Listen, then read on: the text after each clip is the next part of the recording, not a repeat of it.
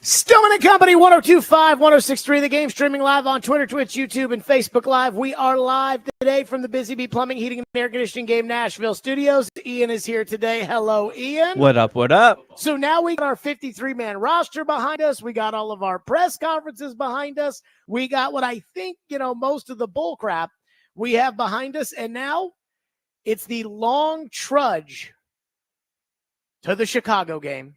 I believe we are 10 days away from the Chicago game. Technically 9 because the game will be at noon and it's 2 o'clock right now. But we are getting closer and closer and closer to the Chicago game. And when we get to the Chicago game, it will effectively be put up or shut up time.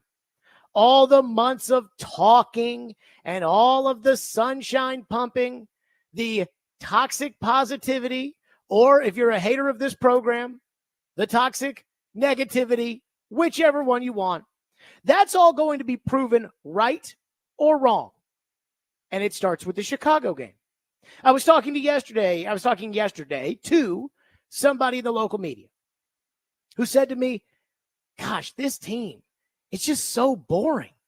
How do you get excited covering this team? I'm like, how do I get excited covering this team? We're going to figure out whether or not this quarterback's going to be any good this year. We're going to figure out whether or not it was the right decision to fire the coach. We're going to figure out whether or not this general manager and this president of football operations and the conglomerate that runs the team, we're going to find out if they actually know what they're doing or if they're all talk. Now, we might have our opinions one way or another of what it is, but we don't really know. And it's all going to be judged on a football field. And you're probably listening in the car right now thinking, well, no, duh. It's going to all be judged on the football field. But yesterday, I almost laughed out loud. Ian, I don't know, did the stream that we ran of Rand Carthon and Brian Callahan's press conference, did it show me in the corner? I know for a little bit it had me in the It did for a little bit. I think I figured out how to remove that. Because there was one part in that press conference where I literally was like, what? And it was off of a kind of a weirdo question asked by Paul, but it was in reference to kind of what I feel like this organization has been about for the last 9 months, which is positivity. We're all friends here. We're all a family. We're all happy. Think nothing but good thoughts. Don't say anything but good things. Everybody's a winner. It's kind of like Barney. I love you, you love me, and we're a happy family. And so Paul asked this question of the general manager and the coach, and I thought the answer was kind of hilarious. Play the cut. For both of you, please. Chad said it way back at the owners' meetings that when we were talking about the definition of success this year, that it was broadly based on how fast so much change gelled. And you've had probably more change since then than any of you expected in terms of veteran additions. How much do you think that is the key to this year, and how many different directions can that go? Yeah, anytime you're adding new players, new faces, new people, you're looking at change, and you're looking at relationships that you have to build. And I feel really good about the ones we've built so far, and then we'll add in the guys that we've added in and keep pushing forward. That's sort of the name of the game. And I think we got the right people, which I think is what makes the biggest difference. Is we got really good people on the roster, on our coaching staff, on our team, and people that I think are really good at building relationships. And so it's a testament to the leaders that we have on this team. Guys like Jeff, who is, obviously he's always been a leader here, but to see where he's grown as a leader and doing things to get in the deep, spending time together, you see that a lot, and you kind of see that within the relationships as guys flow throughout the building. And the same thing with Will, with the offense, and those guys spend a lot of time together. So like Brian said, we have a lot of people here who value relationships, not just, from our side of the building, but in the locker room. And all those guys have continued to work within each other. And, I had a conversation with Jeff last week, and he was just telling me that, he feels really strongly about the locker room and and how the guys are amongst each other. And I mean, they are a cool group to be around. I mean, Calvin, you see this out at practice every day, after practice, you see Calvin and T Boyd, out running sprints together. Those guys never played together before, but they've created that relationship, that bond, within each other, as well as other position groups. You see, Tajay and Tony, how they're joined at the hip, at every turn. And so that's pretty consistent across our roster. Okay. Sounds great, right? Great culture. Everybody wants to have a great culture. I'm not saying you should have a bad culture or anything like that. But in 9 days, none of you are going to give a rat's ass that Tony Pollard and Tajay Spears are running sprints together on the practice field. 9 days from now, you're going to want to know, can Calvin Ridley catch touchdown passes? Can Nicholas Petit-Ferrer, a.k.a.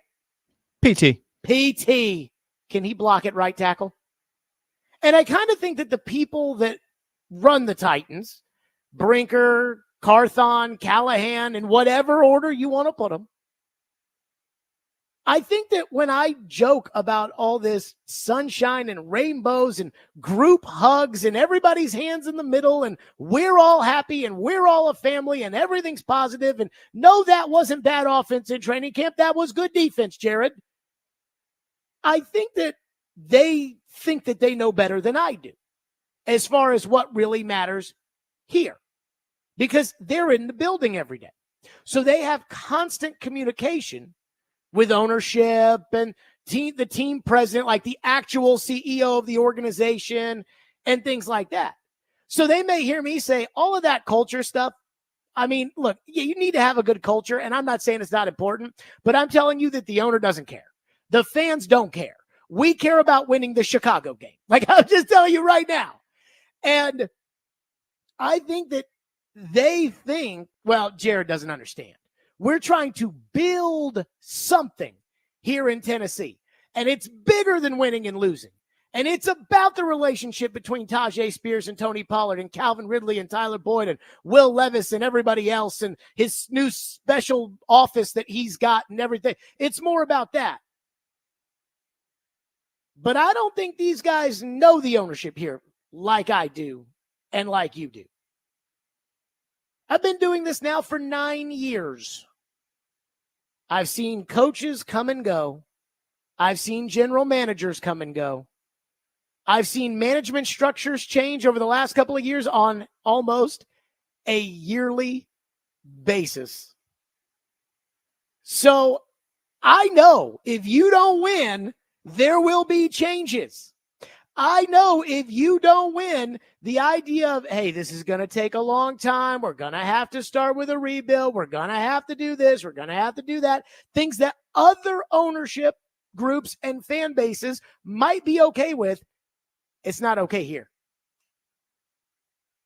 Building a culture and look how Will Levis is friends with everyone, that doesn't mean anything. The Titans are managed like a gambler at the casino.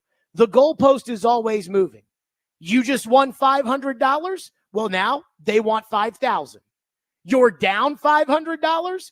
We're going to go to the ATM and take out another $500 to try to win it back. That's how the Titans are run. And I just want everybody to know I'm fine with having standards of winning and losing. But I hope that the people whose job it is to actually do the winning and not do the losing, I hope they understand this. This might be a rebuild. This might be a 3-year process with the young quarterback. The young quarterback might not be the guy, but the system they're building in place might be, a la Mariota not being the guy, Tannehill coming in and leading that team to the AFC Championship game.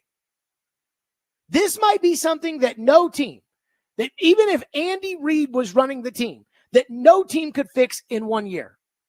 All of that can be true, but it doesn't matter because the people calling the shots when it comes to the Tennessee Titans ultimately don't care. They may tell you they care. They may say, we want a culture. They may say, we want everybody to be loved around here. We want to be happy. We want to be. It will not matter next Sunday. It will not matter to them.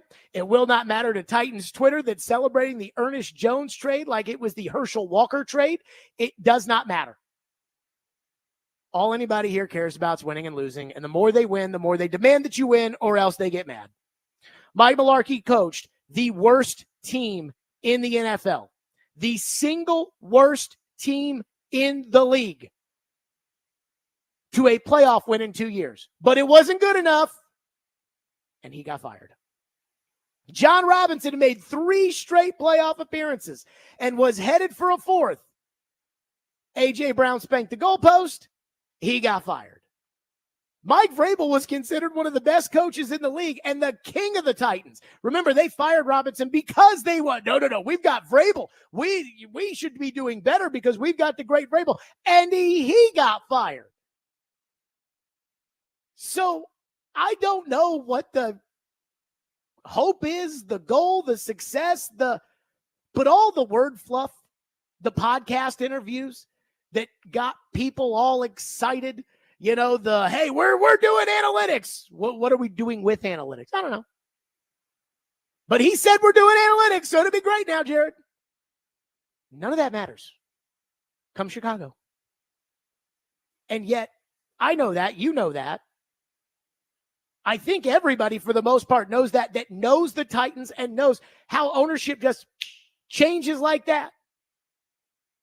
But I don't know if they know. Part of me thinks that they've been tasked by ownership. Hey, rebuild this culture, rebuild this roster, rebuild this team, and do it the right way. We want to invest and we want it done the right way. And they've probably been told that every single day. So they probably believe it. But that's not how things work around here.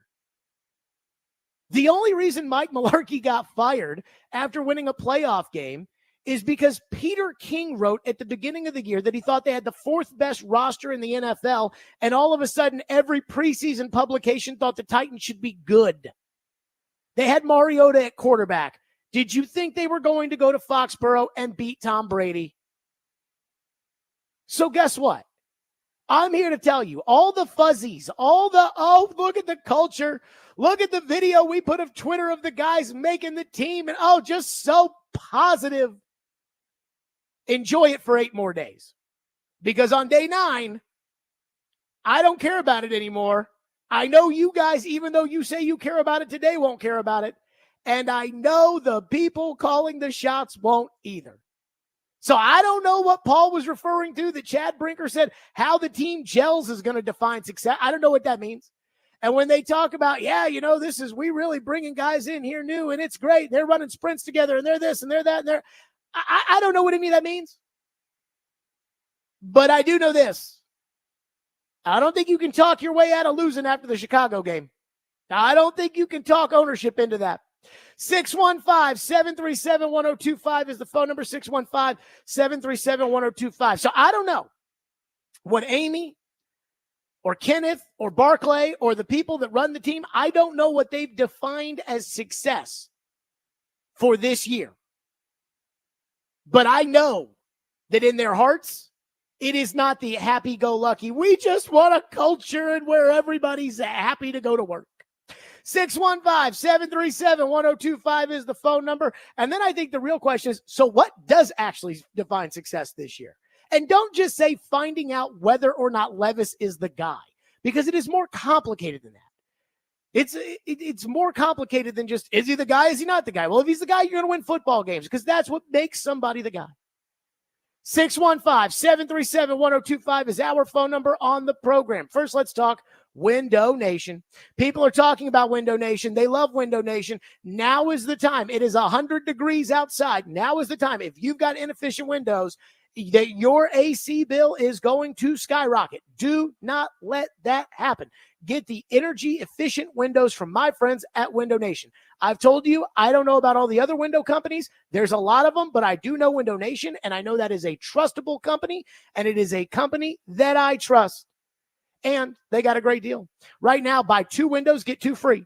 And there is no limit on how much you can save because they'll tack on an extra $250, and you pay nothing for 24 months.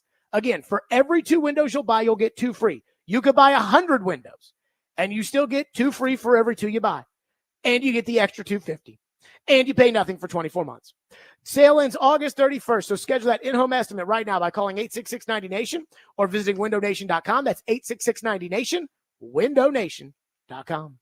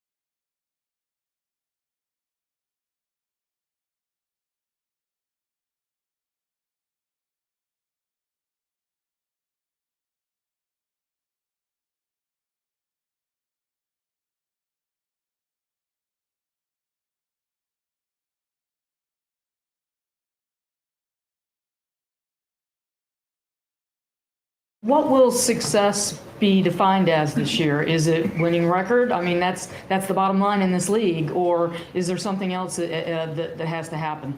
You're looking to build a foundation too, something that is going to be enduring, sustainable for the foreseeable future on top of that. So there's a lot of work in building the culture of the building between the coaches and players, our coaches and our front office staff, our coaching staff, our front office staff, and the rest of the building. So that's part of an ongoing process for us. And I think that what I'm looking for is to continue that, building a foundation. And then you hope that that's what propels you. I mean, we have talented players, we have talented coaches.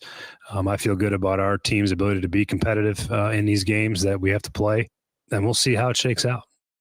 Let me tell you something. First of all, MVP level question there from Teresa Walker.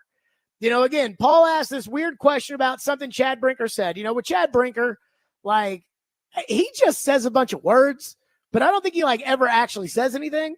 And so, what'll define success is how well we gel and come together and And then the coach and the GM talk about how they've got a great culture and we're building it and whatever. And Teresa's like, okay, so what does define success?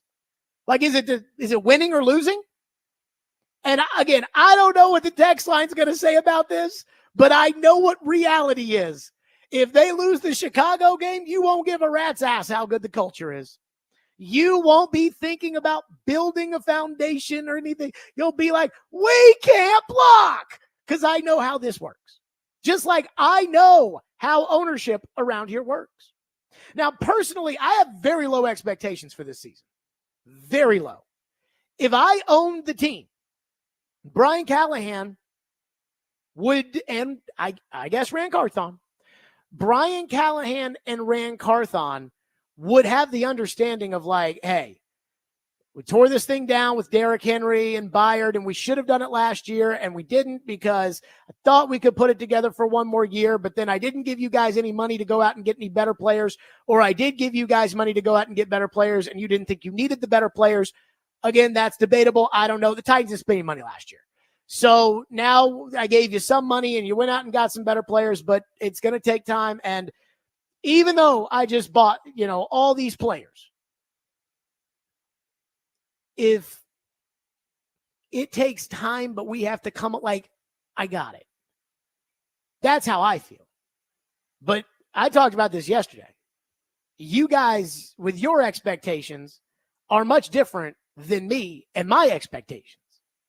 And the one thing I've learned about the Titans over the years is that ownership, they either listen to the fans or they have the exact same opinion as the fans.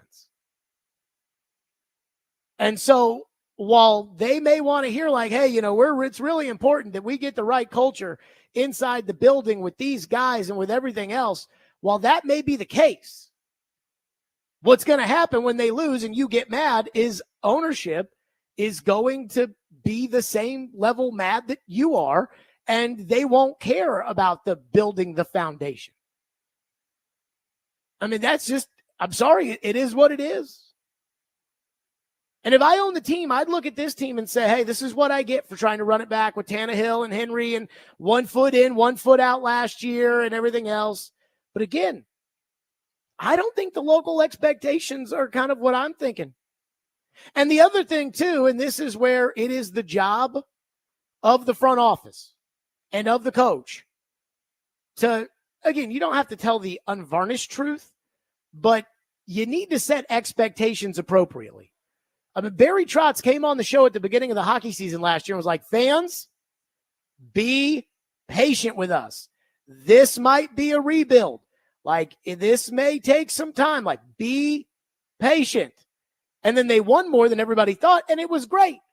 But I'm telling you, he's not saying that right now because those aren't the expectations.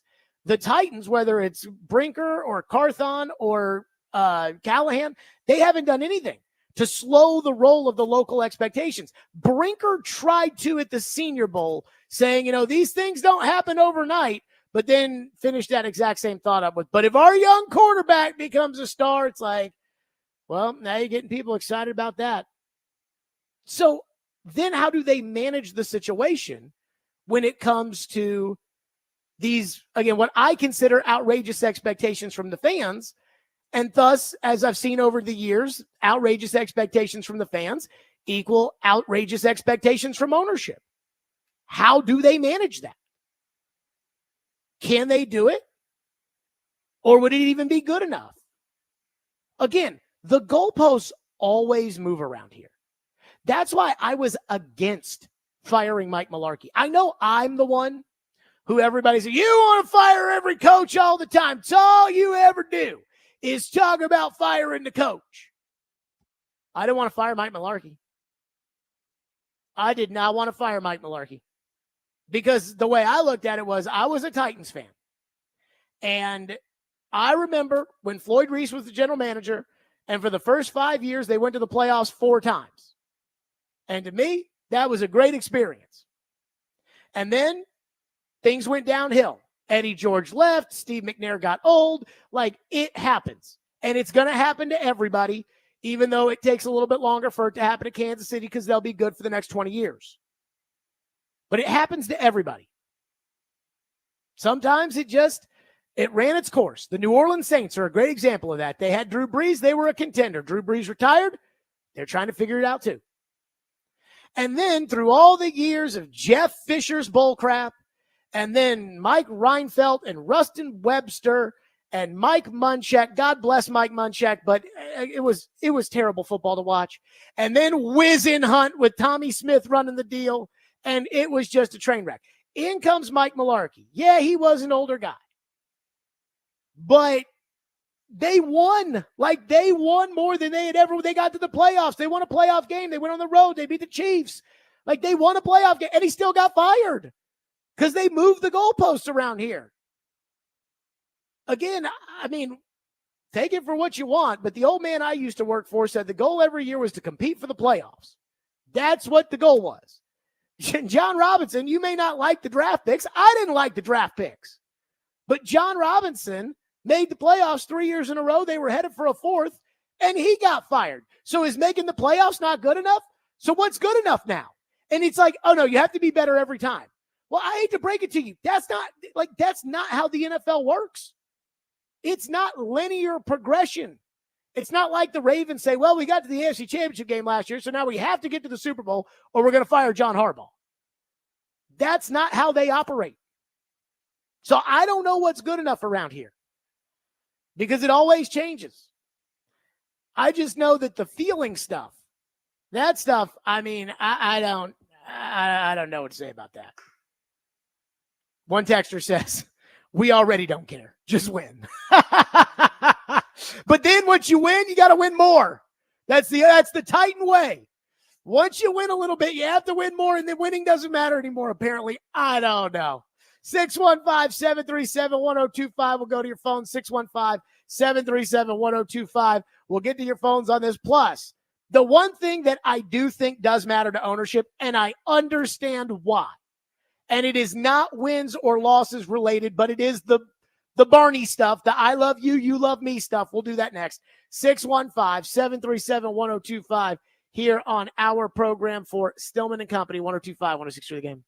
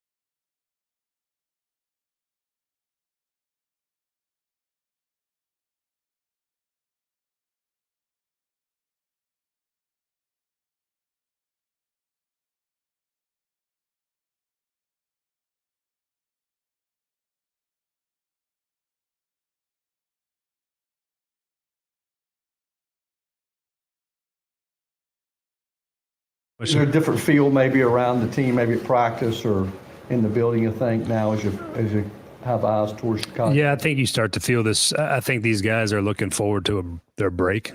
To be honest, I think they need. We're trying to get them back this week. Practices obviously aren't as intense.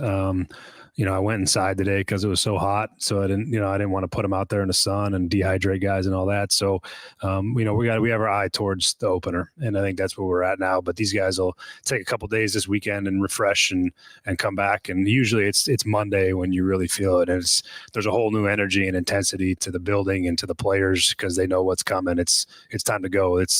There is no more training camp. There's no more OTAs. It's football time, and so you feel that from the team, but you don't feel it quite yet.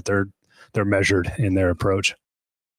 There you go. Different feeling. It's getting ready for game week. I got to tell you, though, I don't want to sound disappointed, negative, whatever it may be.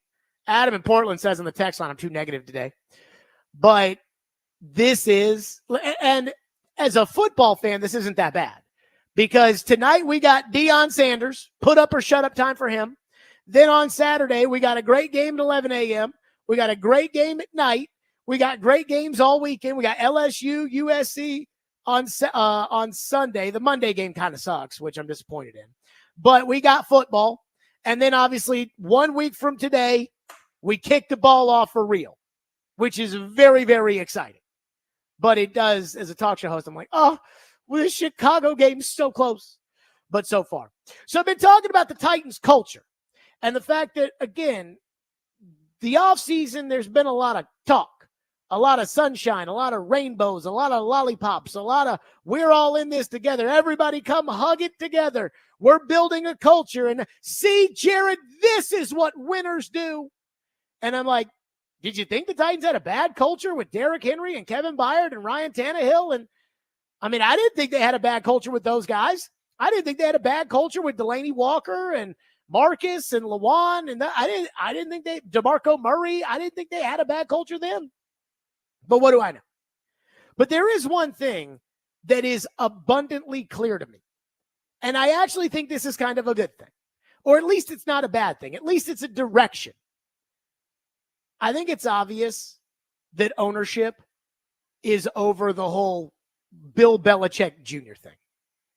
Like just the authoritarian a-hole that, nope, my way is the way that works. Slam the door. And as much as I have respect for John Robinson, and as much as I like Mike Vrabel, even though, as I say, every time I say I like Mike Vrabel, he probably don't like me.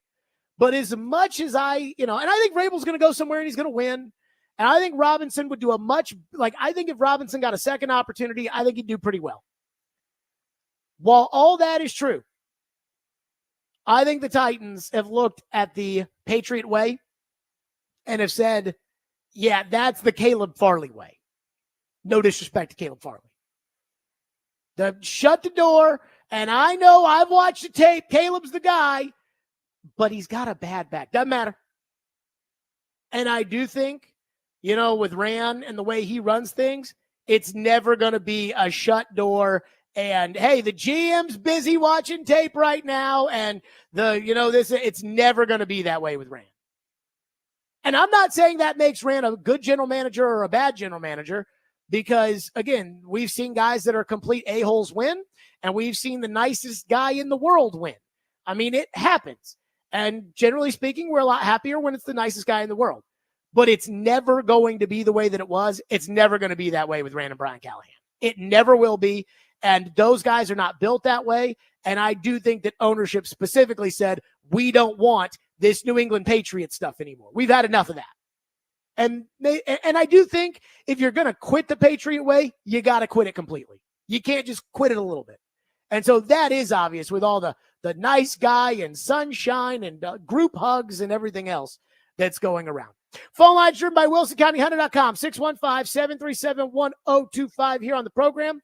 Kyle has been waiting patiently and is up next on the show. Kyle, thank you for calling. Go ahead. Hey, Jared, I'm with you on that. I can't stand all the positivity. It's just not real. It's not reality. Whenever Rand or Callahan, any of them come on the radio, I turn it. I can't listen to that stuff. It's too fake and they lie. And That's why I like your show. You tell it how it is. You may be a little negative, but it's entertaining as hell. But Well, I know not everybody else feels that way. Kyle, thank you for your call. Hey, I ain't done. Okay, Hey, go ahead. Why do you think the Titans are going to suck this year? Why you pick 4 and 5 UNN? Why? Like quarterback, coaching, offensive line, defense. I just don't understand why you think they're going to suck. I'll tell you exactly why, Kyle. Thank you for your call. There's a lot of hope. And Ian, what does Corey Curtis always say? Hope is not a strategy. Hope's not a strategy. And it would be one thing if we were hoping for just like one thing to go right. But we're hoping that the quarterback's the guy. We're hoping that the coach is a genius. We're hoping that the right tackle can actually be a right tackle. We're hoping that Jeffrey Simmons will play better than he's played in the past. We're hoping that Tavondre Sweat is not going to be an off-the-field issue. We're hoping that L'Jarius Sneed's knees are going to hold up. We're hoping that Jamal Adams, who apparently was out of practice again today, that Jamal Adams can be the old Jamal Adams. We're hoping that the kicker that missed 2 extra points last year and can barely kick it over 50 yards can make his kicks this year. We're hoping. And I look at other teams around the league, and I'm like, they're not really hoping that much. Buffalo is not hoping. Like, they're not hoping that way. And then the other thing is this, and it's something that I kept bringing up, and I brought this up with Derek, because Derek yesterday kept saying, they got a 4th place schedule. They got an easy schedule, Jared. And I said, but they don't. This year, it's a bad year for the Titans to have a 4th place schedule. Last year, they played the NFC South, who stunk. The quarterbacks you played in that division were Derek Carr, Baker Mayfield, Desmond Ridder, and Bryce Young, who wasn't really the problem in Carolina, but everything around Bryce was the problem. I mean, those were some terrible teams. And Tampa. That's who you played. This year, you get the NFC North. This year, you get the best receiver in the game, Justin Jefferson. This year, you get Jordan Love and the Packers, who are red hot off of what happened last year. This year, you get the number 1 draft pick in Caleb Williams. And by the way, Detroit's a Super Bowl contender. So that's who you draw into this year as opposed to who you drew into last year. This year, with a 4th place schedule, the other AFC teams, there's only 3 teams that are different on your schedule than Indy's, Houston's, and Jacksonville's. And it is the 2 AFC teams and the 1 NFC team. You draw into Justin Herbert, Joe Burrow, and the Commanders. 1 of 3. The problem is when it comes to that, you really want it to be 3 of 3. Like, you really want it to be, and I don't know, because the Patriots, you already play them anyways. You play the entire AFC East. What you want is you want to be, I'm thinking like Cincinnati, for instance. And I don't know who the AFC North and the AFC East, and I don't know exactly who their cross rivals are, but you want to be a 4th place team like Cincinnati, where you draw into the Titans, and boy, don't you think it'd be nice if you drew into the Patriots? So that's who you draw into, whereas everybody else has to play somebody better.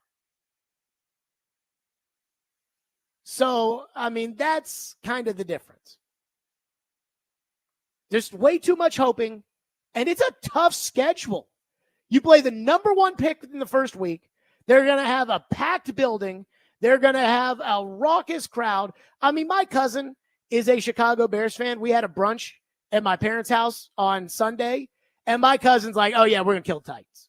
And that's how every single person rooting for the Bears feels. And the Bears had a better team than you last year. They had a better season than you, and they just went out and got a generational quarterback, they think. Then you get Aaron Rodgers in week 2.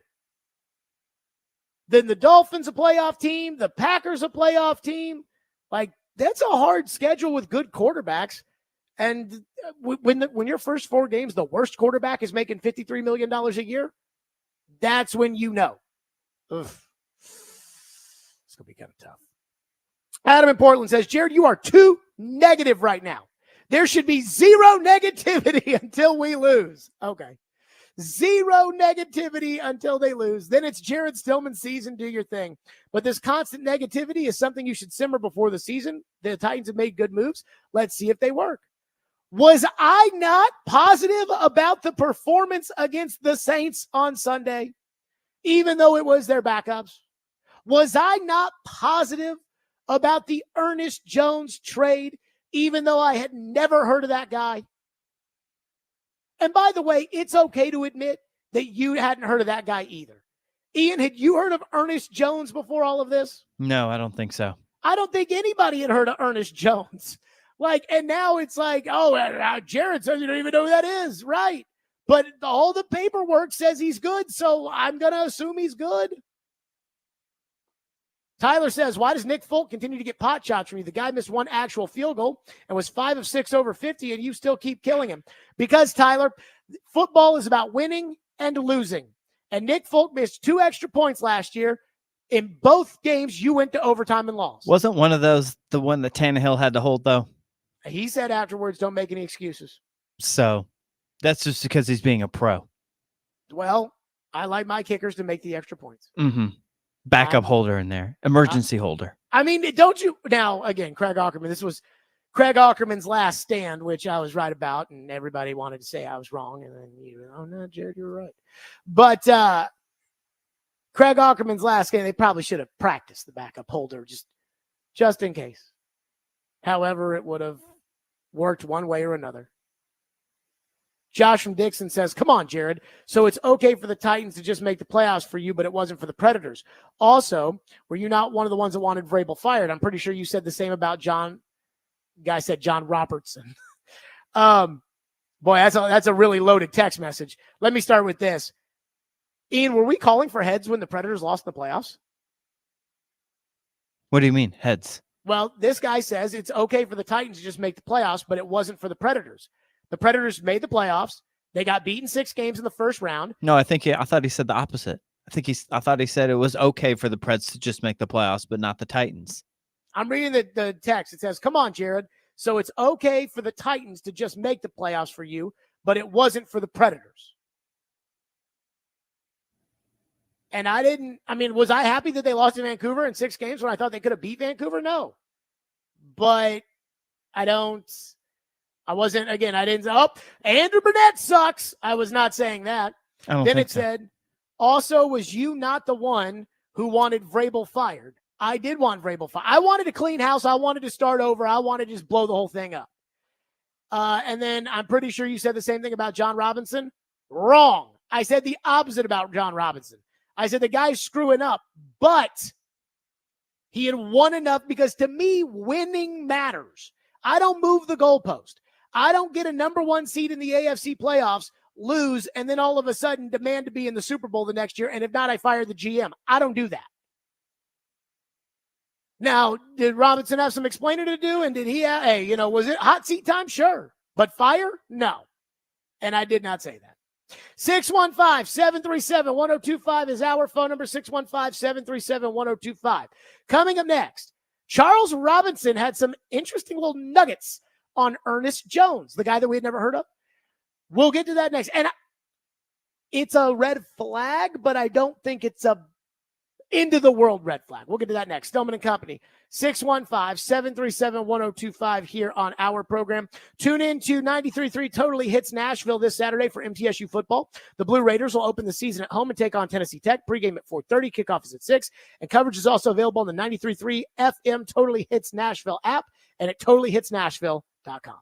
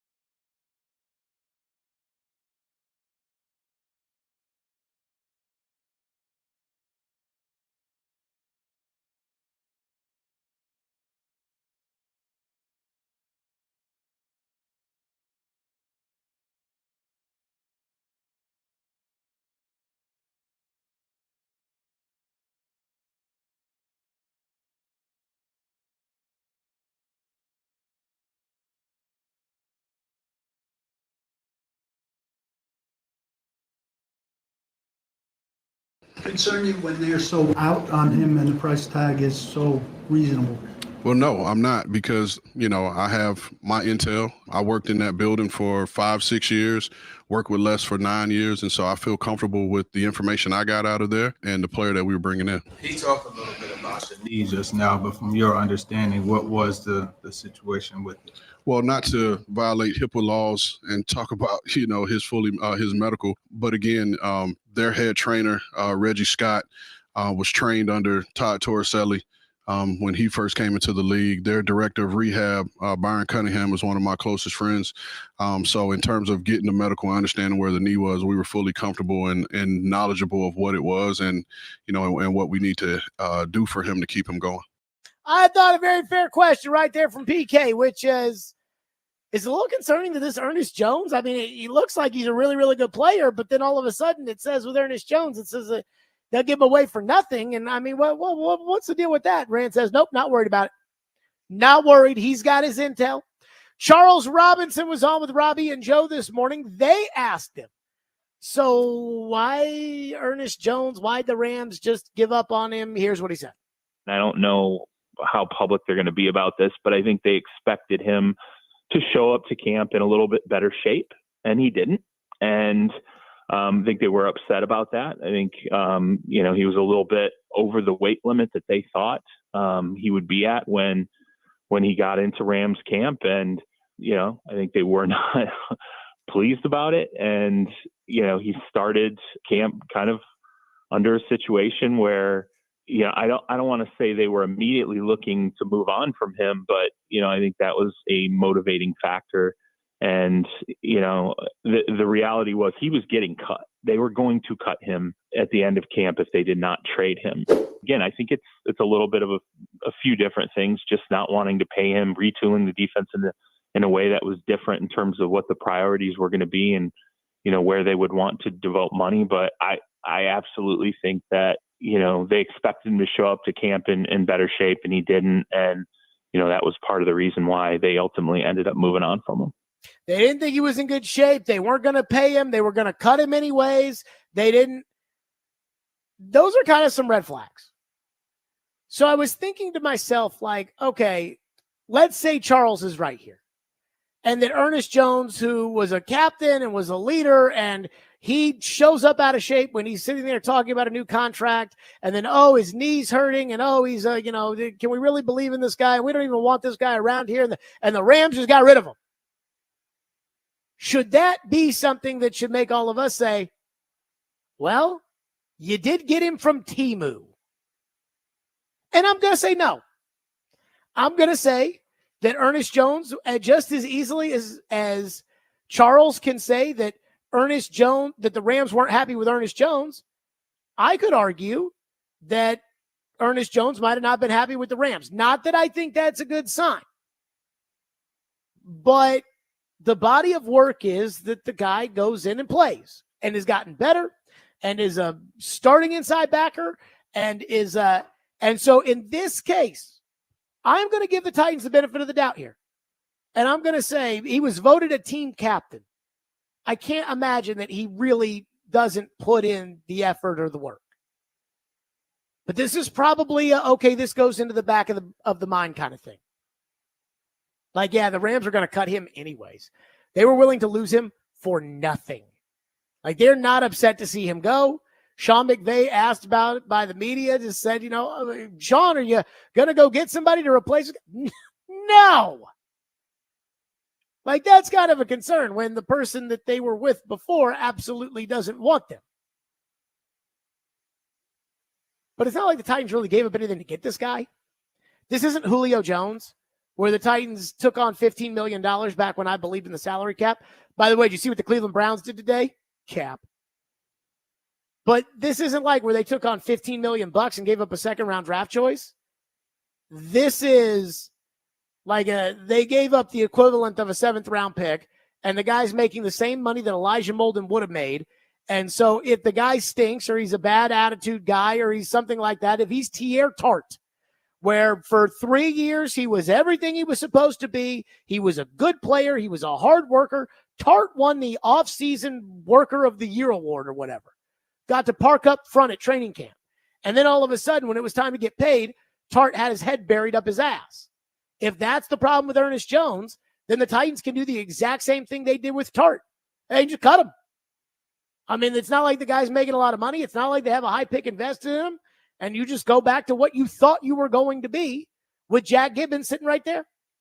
So I do not, again, I mean, those are, to me, that's a red flag that Charles Robinson's presenting and saying, hey, this is the Rams didn't even want him. They wouldn't have kept him. They wouldn't have anything. But, but because you didn't give up anything to get him, and because I think this is a good opportunity for him, he's going to play. Because this is a good opportunity for him, go play well, go into free agency, go get Aziz's $11 million.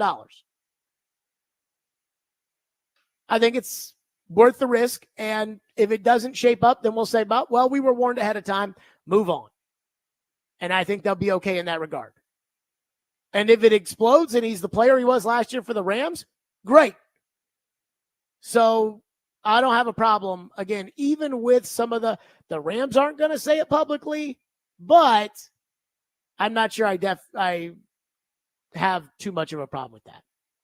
TD is in the house. Boy, we have had so much go down since TD was with us last. He will join us next for the TD Power Hour. It is Stillman and Company, 615-737-1025 here on our program, and it is college football season. So tune into the college football game of the week this Saturday at 6:30 right here on 1025 The Game as Notre Dame takes on Texas A&M, presented by Twin Peaks.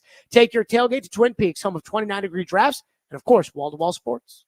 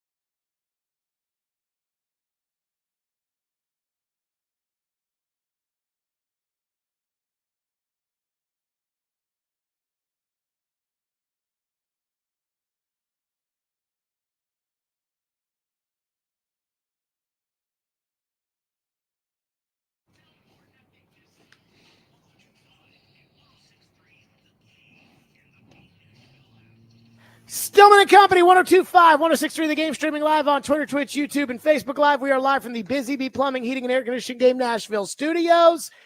It is 3 o'clock on a Thursday, which means it's time for the TD Power Hour. Teron Davenport is with us, as always, from ESPN. Teron, how are you? I'm doing really well. How are you? You see, got the residency Tennessee hat, you know what I mean? T for Teron, too, you know what I mean? That T is as much for Teron as it is for Titans, because it is not a Titans T, and it drives me crazy when I see like an official interview. I got on mine like Levis doing like the Bussin' with the Boys interview with the T hat on, that I get. But like in the official Titans capacity stuff, it drives me crazy, and I don't know why. Well, yeah, you have this uncanny ability to focus on stuff that just doesn't matter. I think, and hone in on it. Man, who cares if they wear this hat or the Talking with TD hat or even a Stillman and Company hat? Who well, cares? I'm in favor of a Talking with TD hat and a Stillman and Company hat. But I just think it not takes the you back to residency college. one. And, you know, I was back in the day of college where it was like, you know, they don't pay the players. And as a manager for the women's hoops team, it was like, oh, no. They can't wear that non-Adidas jacket at this. I think that was like burned into me. Gotcha. For whatever it's worth. TD, the 53-man roster is out. Yeah. Then they made changes. Then they traded for Ernest Jones. Then they traded away Elijah Molden. What was the most surprising thing that you saw when it came to this 53-man roster? I would probably say trading Elijah Molden. I knew that he'd fallen because, look, man, it took Quandre Diggs like 2 practices to thrust himself into the starting lineup. I knew he wasn't going to be a starter, but I thought, like, okay, Elijah Molden is still a depth guy. He helps them out in multiple ways, and that he could be another nickel option. Because, mind you, they released Eric Guerra, right? And you got limited options there. He could play special teams.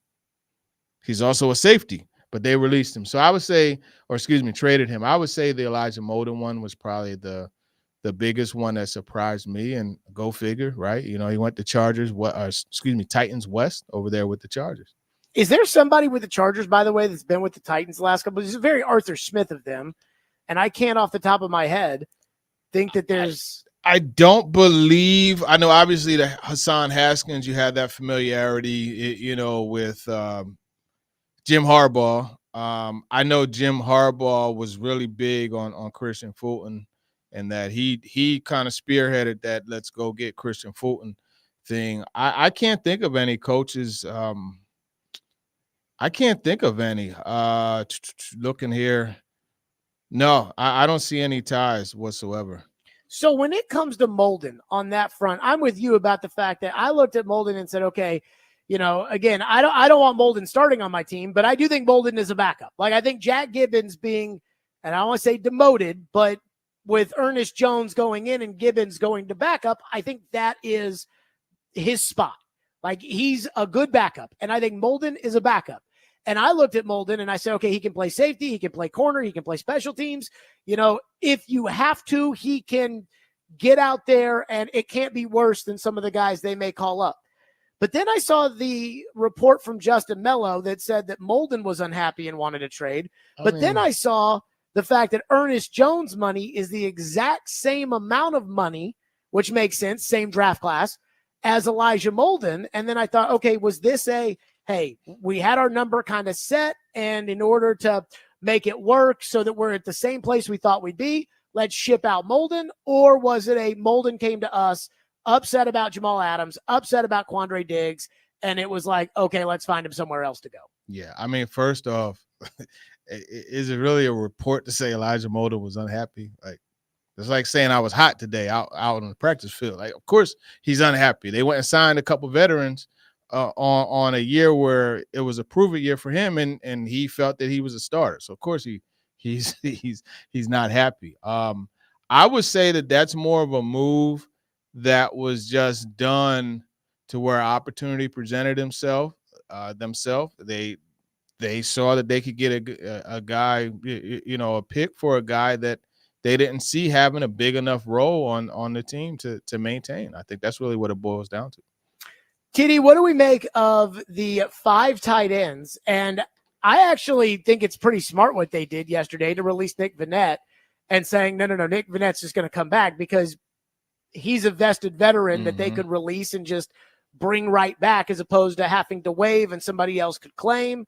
But I did not see Thomas Odukoya making the roster. He hustled his ass off on that play against the Saints. He was one of the hardest workers when Mike Vrabel was the coach because he kept winning the awards, parking next to Ryan Tannehill for how hard he worked in the offseason. So what did you make about the tight end situation and Odukoya especially? Well, look, there seems to be this misconception that Odukoya made the roster like on the strength of that play. Look, he had a couple, he's caught some passes and ran after the ball. Like it's like the guy this year, he stopped wearing Timberland cleats, you know what I mean? And he started wearing cleats that allow him to get somewhere. I say that jokingly, but you look at the seam route, he had 2 long catches that way. He had a catch in the flat. He caught and turned it up and ran over the DB, Javier, number 35. He earned the spot more than just that singular play. So I think you have to recognize that. And David Martin Robinson, we already know the situation there. This guy just came in and he lit it up. So I think the tight end situation is unique. And it's one of the ones where you might want to keep 5 guys. And here's why. Josh Wiley, what he's shown to this point is an injury history, right? And when you have a guy who has, 2 concussions in less than a one year period, it is something that you have to monitor, right? I'm not saying you have this huge concern and make this predetermined decision that he's injury prone, but you got to monitor it, right? And, Sure. and I think that's what they're doing there. What did you make so do you think that the reason why Odukoya made the team was because of the Wiley situation and just, hey, we want to make sure all of our bases are covered? No, I think he's one of the guys that they felt was one of the best 53 players that they had available to them. And also, don't forget special teams, right? Callahan spoke today about pulling from the tight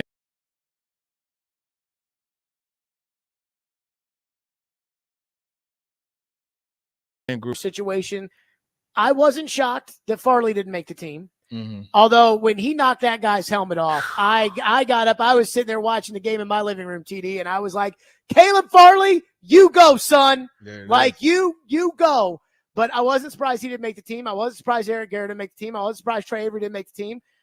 I was pretty surprised Gabe Judy-Lally didn't make the team. Yeah, me too. I thought he was a guy they would try to hold on to. But end of the day, it's just like what Brian Callahan said, right?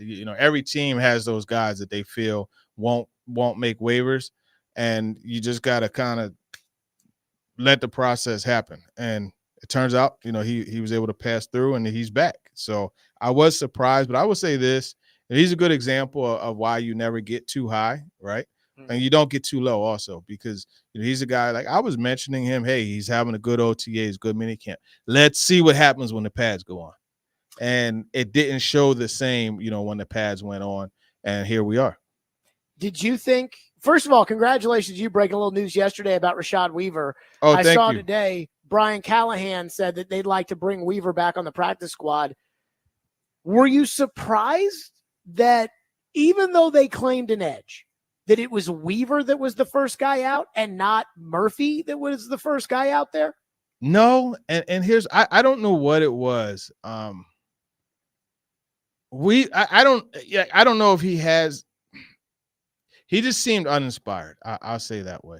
I was going to say Weaver feels like as somebody like, and I know that you don't root for the team and you don't coach the team and all that, but I feel like it's frustrating when you see a guy that has the ability that it's like, I know Weaver's got the ability, pretty good player, and it just never truly came to fruition for him. Yeah, no, that's fact right there. That's really what it was. Because I mean, you go back and you watch that Pitt defense, man. You had Pat Jones. I believe he's in Carolina now. I don't know where he is, but he was like those two. They were getting after it, man.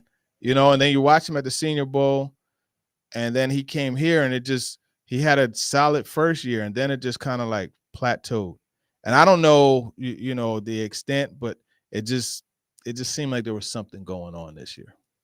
Were you surprised though Yeah, I was. Mhm. I was a bit surprised because I thought they would still, find a way to get him on the roster. But as far as it being over Caleb Murphy, that didn't surprise me.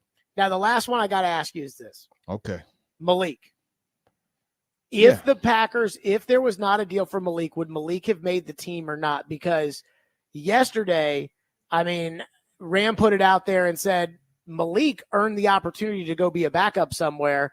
And we had talked, on the show about the Chad Forbes tweet about David Mulligetta and I could see an agent saying, hey, Green Bay needs a backup. I'd rather have my guy be the backup than be the third.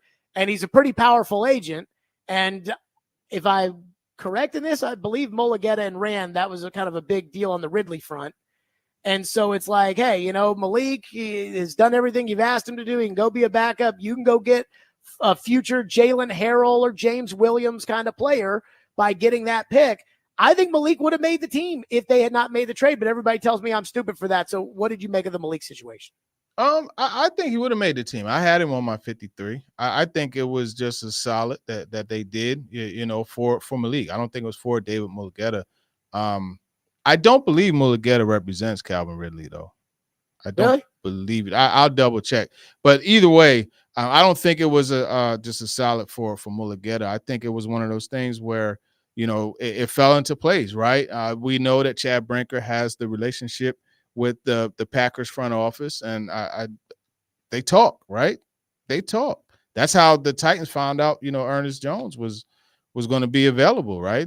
From talking, hey, who's a guy that you might have available? Let's talk. Let's be Well, the nosy. Rams also leaked to the press that Yeah, he was allowed to seek a trade. But those conversations happened before that Sure. too. So Sure. obviously, yeah, they leaked it out. But I think it was just a solid that was done there, and it's a good deal for Malik Willis, right? He goes over there and he's a clear backup, and he's a guy that has that number 2 spot. I got to tell you, that throw he threw to Bryce Oliver for the Oh touchdown. my goodness! That's Which one? Which one? The first one. Oh, the first, yeah, and you know what? You are correct. Mulligetta does represent Calvin Ridley, but yeah, that first one, man, Best throw I've ever seen Malik make as a cover. that thing, like he just the right trajectory, just the right speed, like that was he couldn't have handed it to him better. You know what I mean? And Bryce Oliver, that dude, as you said yesterday, on the air, every day you're like, oh yeah, there goes 80 again. There goes 80 again. You know what I mean? And he was a consistent player in camp. TD is with us for the TD Power Hour. We'll hit your phones at the end of the hour, as we always do, at 615-737-1025. So now we know who's going to be on the Titans, and we did see the first team against the Saints. Now, it wasn't the Saints' first team, but we did see the first team move the football effectively against the Saints. So what did we take away? We'll get into that with TD, and we'll do that next year for the TD Power Hour. It's Stillman and Company, 102.5, 106.3 The Game.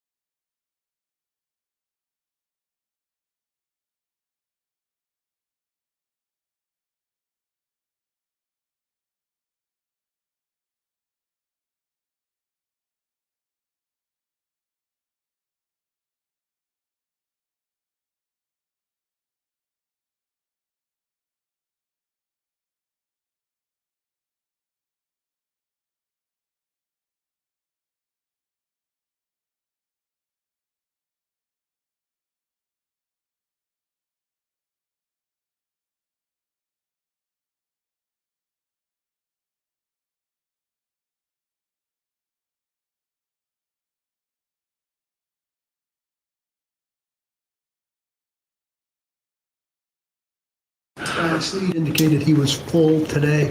What's the plan for him from now through next week and going into Chicago? He's practicing, so he's ready to roll. He should be a full participant with no limitations at every practice from now until we play. So that's part of the plan, was to get him to this point. That's why you didn't see him a ton in training camp, and he got most of his work in the walkthrough sessions and jog through sessions that you guys weren't at. But yeah, he should be ready to roll. Woozy. Same. He was not a full participant today, but he should be full by next week.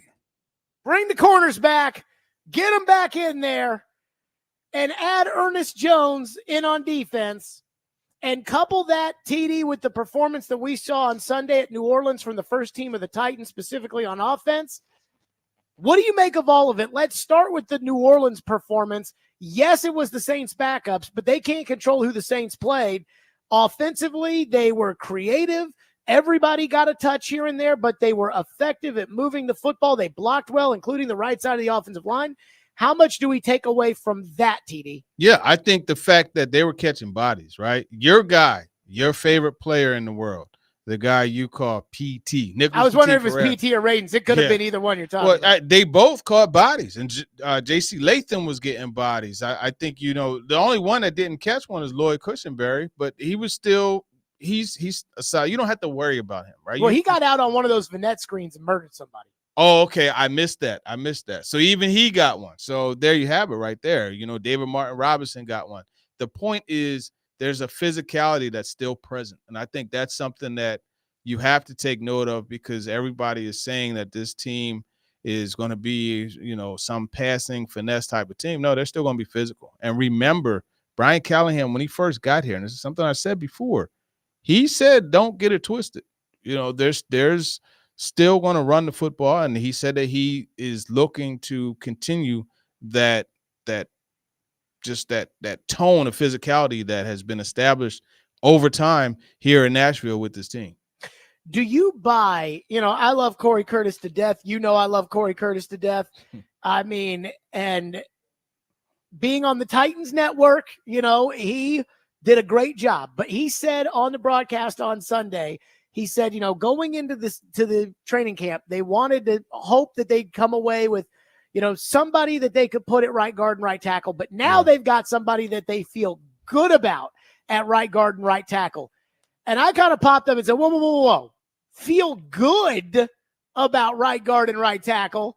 I mean, I feel like it's been kind of a leap from, hey, these guys are going to be the guys that are going to play right guard and right tackle, and I reserve the right to pull the plug, but so far so good, to these guys have won the job, and we feel good about them, and I have a hard time getting there on the right side, but are you there on the right side of the line? I think they'll be okay. I would be surprised if they make this offensive line excellent, but I think the offensive line will be solid. Now, here's the thing. And I got to get you to understand this, because, you tell the right tackle story and you do that. But this team isn't the first organization that went into training camp without an established player at a particular position. They allowed these guys to compete. Now, in the case of right guard, okay, when you look at that, right, they signed Sadiq Charles to compete with Dylan Radins. I believe they felt Charles was the better fit, and the power that he brings and everything from that perspective. I believe they thought he was the better fit. They didn't bring any right tackles in because they felt that Petit Ferrer was the guy that was going to be there, but they were going to allow him to compete, right? I'm not saying it was a high intense competition, but you don't have to tell the right tackle story because they felt that they had their guy. Right. But they just wanted him to play into the position. Go win the position. We think you could be that guy, but go win it. Show us. And I think that was the mindset that they had. Do you think that he did that for them as opposed to, well, he's better than Duncan and Ojukwu, so you're in? I think it's a combination of the two, right? Because, I mean, he did have a solid game against the Saints. He even, you look at the Seahawks, Tony Pollard, his, 24 run, that was on the strength of Petit Ferrer sealing that end right there.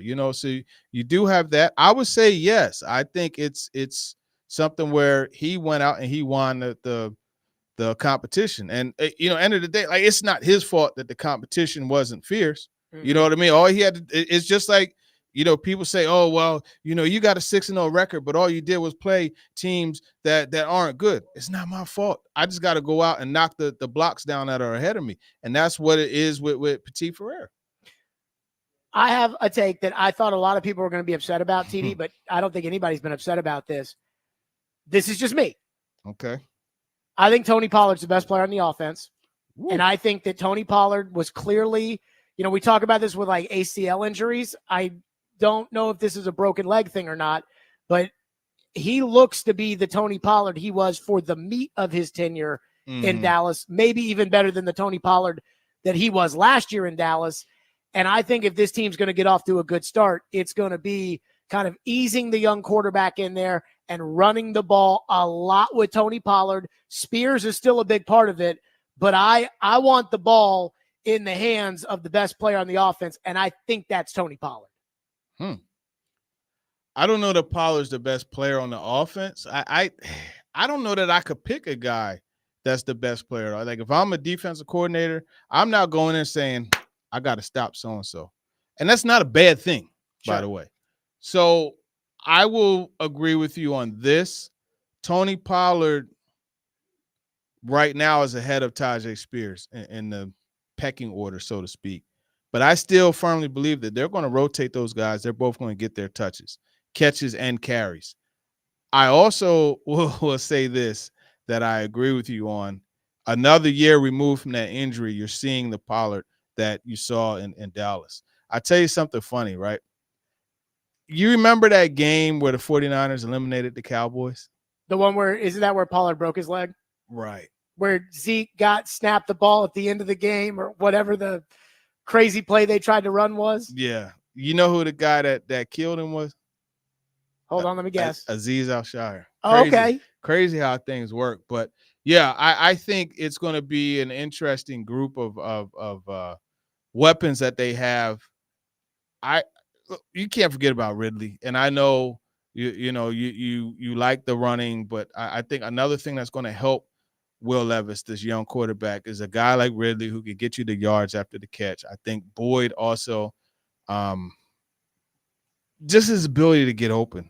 And that's one of the things that I like that we saw in the Saints game. You're starting to see some of the route combinations come through, right?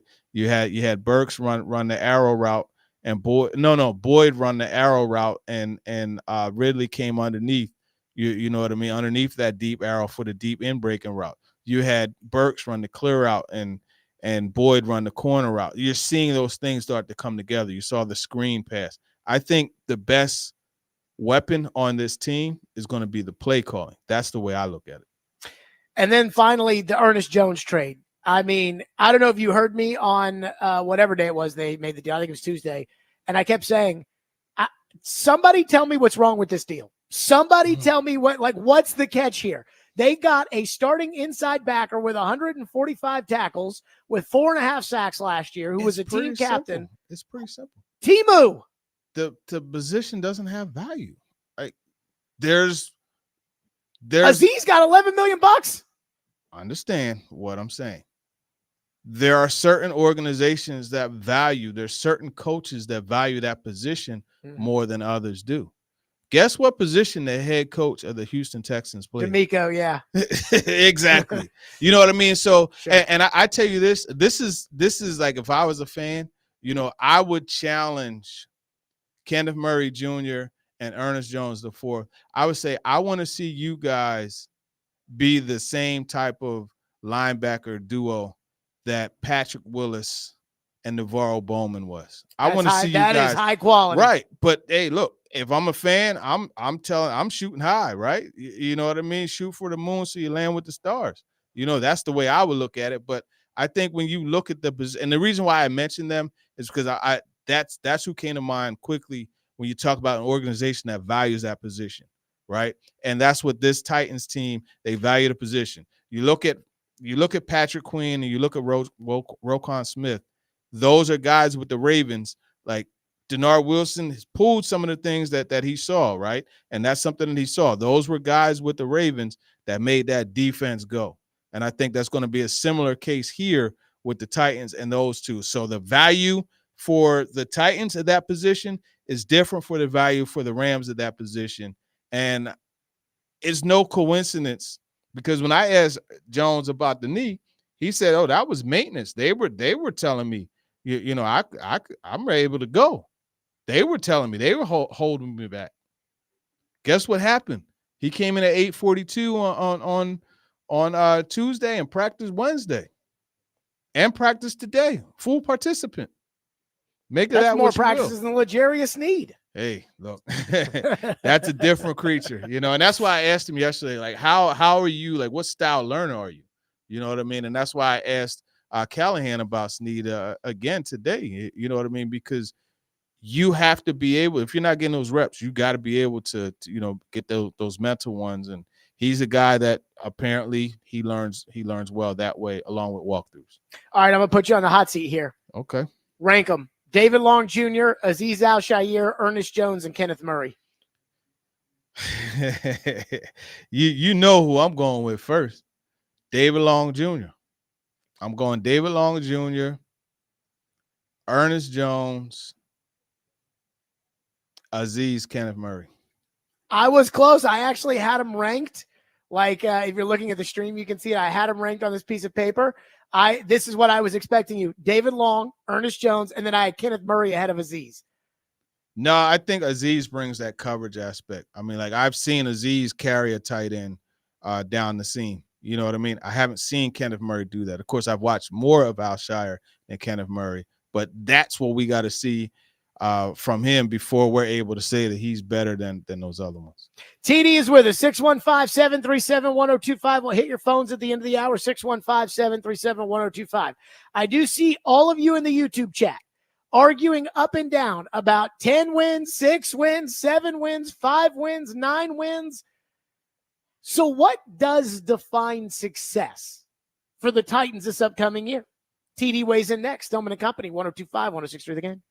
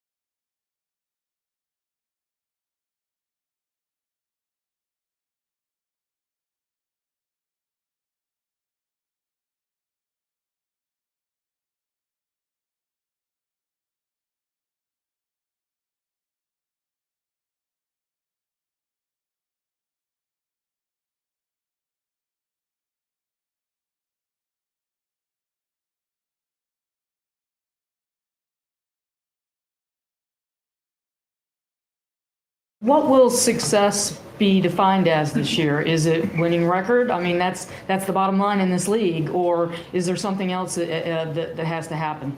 You're looking to build a foundation too, something that is going to be enduring, sustainable for the foreseeable future on top of that. So there's a lot of work in building the culture of the building between the coaches and players, our coaches and our front office staff, our coaching staff, our front office staff, and the rest of the building. So that's part of an ongoing process for us. And I think that what I'm looking for is to continue that, building a foundation. And then you hope that that's what propels you. I mean, we have talented players, we have talented coaches. I feel good about our team's ability to be competitive in these games that we have to play, and we'll see how it shakes out. Yeah. But really, what does define success this year? Is it 9 wins? Is it 10 wins? Is it TD's with us for the TD Power Hour? No coach, by the way, is ever going to answer the question with, success for us this year is getting to the AFC wildcard playoffs, and anything after that is gravy. No coach will ever do that. Yeah, of course. But we're not coaches, so we can kind of speak freely here. What is success defined for this football team? Yeah, I think an 8 to 9 win, leaning more towards the 9-win total. I think that's success for this football team. Getting that 8 to 9 wins, that gives you something to build upon for the following year. The championship aspirations and all of that, it's going to be now, right, for those guys in the building. But for the fans, I think that's something that if you get an 8 to 9 win season this year, you could look at that the following year. Do you think that internally they know that they think about it like, No. the 2022 Lions? I think you and I've talked about this. They were something like 1-6 to start the season, and it was all looking bad for them. And then because they had drafted high and they had gotten some good players and they had gotten some good coaches together and everything, all of a sudden they kind of caught fire at the end of the year. And that last game of the year, they could have been playing for a playoff spot, but then Seattle won a game, so they were out, but they still beat Green Bay anyways. And it was like they carried that momentum into the next year. The 2017 Titans the 2016 Titans started off 1-3, but then by the end of the year, they were kind of competing for the playoffs. They ended up not making it, but then they made it the next year. Do you think that they as an organization know that, hey, if that happens, that's still a good thing? Or do you think it is, again, like a lot of the fans in the text line and YouTube and everything, they'd be like, playoffs and 9-10 wins and that kind of stuff. Derek yesterday, I love him, but he's talking about competing for the division. I'm like, whoa, big fella. I listen, that should be your aspiration, right? Because remember, you set goals like a ladder. That's what I always tell my daughter, Drew. I say, you set your goals like a ladder, right? And so in this case, you set a goal, okay, let's go 4-0 to start the season. And then you say, okay, let's win the division. Okay, let's you know what I mean? Like, let's get a playoff appearance. And then you just keep setting the goals on top of that, just stacking them up. It would be criminally wrong for anyone in that building to say, hey, we don't have a chance to win the Super Bowl. It would be wrong, because if that's the case, what the heck are you putting all that work in for? Everybody, and that's the beauty of this time of the year, right? Everybody's 0-0, and you never know who could get off to a hot start. Remember this Titans team, 2019? Like, who would have thought that they would be in the AFC Championship game? I know I for sure didn't think that, and most others didn't either. I mean, I remember doing shows talking about Justin Herbert and Joe Burrow and, if they tank and they lose and you remember they played the Chargers the week after they made the switch, and it was the Chargers that ended up picking a quarterback with the 5th pick that year, and it ended up, or 6th pick, and it ended up being Herbert. One thing that I struggle with, TD, is when fans say, I'm okay with whatever happens this season as long as we figure out whether or not Levis is the guy. And I don't see any way that they figure out whether or not Levis is the guy unless he's really, really good and they win a lot of games, or he's really, really bad and they lose a lot of games. I don't think it's as simple just as, hey, Levis threw for 5,000 yards this season, and even though they won 8 games, it's all good. Because I think if Levis does do well, it'll be reflected in winning. I think it's a direct correlation, frankly. That and the offensive line, like, those are two of the biggest things that will weigh into how this team is able to build this year. I think that's the bottom line. Well, it's like Ryan Porth texted me. I texted Ryan Porth, And I said, how big will the nuclear meltdown be in Chicago if the Titans go in there and win? And again, we're not doing Chicago radio, but I think as well as I do that as much as Titan fans are excited for this season, it's like the Cleveland Browns of 2019 in Chicago right now with the preseason hype and everything else. And Porth said, oh, it'll be a meltdown if they lose that game. He said, but he said, if Caleb looks good, then I think they'll be okay with it. And I told him, I said, there is no way that I can foresee the Titans winning that game and Caleb looking good, because if the Titans are going to win that game, I think they're going to win it because of the defense. Right. And they're going to win it because the whole 615 area code is going to be going after Caleb Williams on blitzes and things like that. So, yeah, you're right about that. That's going to be their ticket to winning the football game, is creating those turnovers and those types of things to give their offense, meaning the Titans offense, an opportunity to score points, to get them extra shots at the end zone. And that's why I think that when it comes to we got to figure out if Levis is the guy, I think it is so I think Ernest Jones, adding him to the team, even if he walks as a free agent after this year, it helps Levis become the guy because it makes the defense better, which then asks Levis to do less. Right. Exactly. And I think, and I have a story coming out that's going to touch on this. Actually, it's the Seattle Seahawks situation in 2012, 2013, right? Where it's like, okay, we feel we got a good young player, super cheap contract. Let's load up. And our defense is going to go out and set the tone, and they're going to be the ones to dictate things. And we just got to score, 18, 20 points a game, and we'll be okay. Now, I'm not saying the Titans are looking at it from that perspective, but they're looking at it from the perspective of, okay, low-cost rookie contract at your quarterback, load up on the defense to make things easier for your offense, but then also put some money in the offense, and that's what they're doing. Speaking of the right tackle story, the day that right tackle story was told to me, I think Russell signed his first big contract in the league. And this was when every new quarterback signed for $23 million. And it's holy crap, $23 million. And I remember he signed, or Eli signed, and he was next, or it was something like that. And I said to the old man, I said, what do you think of that? He's like, yeah, that's what you got to do. And I said, really? I said, but who do you think's more important to what they do? And then Floyd said, but once you sign that, that's the end of the Legion of Boom and the end of Marshawn Lynch and the end of, and I said, well, who's more important to what they do, him or Marshawn Lynch? He goes, oh, Marshawn. I said, so then why don't you give Marshawn the money and not pay Russell? He goes, because Russell plays quarterback. I was like, what? He's like, well, you always got to pay the quarterback. Always. And that's the way it works, man. And speaking of Russell, by the way, you guys in the off-camera Brian Callahan interview today, which, by the way, I know that, it's not going to change anything for me to complain about. I hate those. But come to them. Well, yeah, but if you're not going to have video, you're probably not going to have audio. And then it's just you could have audio, but I mean, there's also opportunity. See, look, let me, the great thing about it is it's a more laid back, reserved atmosphere, and it allows Brian Callahan to go into a little bit further detail. It gets a different tone conversation than being at the podium. There's beauty to that. Well, I will agree with that. I mean, that's why he got hired. I was like, well, I'll come down there and sit down with him, and then it's different than just, who's going to play guard this year, coach, kind of thing. But he talked about this quarterback meeting room that you guys reported on today. And you know what I thought when I saw that? I'm like, this is the team-friendly way of the Russell Wilson office in Denver. I think it's smart for the quarterback to basically have an office where it's like, hey, if you got to talk to the quarterback, but you don't want the coaches around, or you don't want the coaches are going to be working, doing their own thing. If you want time with the quarterback, go to the quarterback's office. And I think that that's, a good thing. But remember, Russell had an office in Denver. And when Russell started to stink, it was like, Russell has an office. And it was like, what an a-hole that Russell has to have an office. And then when I saw this, I'm like, this is like the infinitely less entitled way of doing that, because I would assume that it's really Levis's office and Rudolph's there, like the substitute teacher kind of thing. He's got an office there too, but it's Levis. But it's not like Will Levis has an office.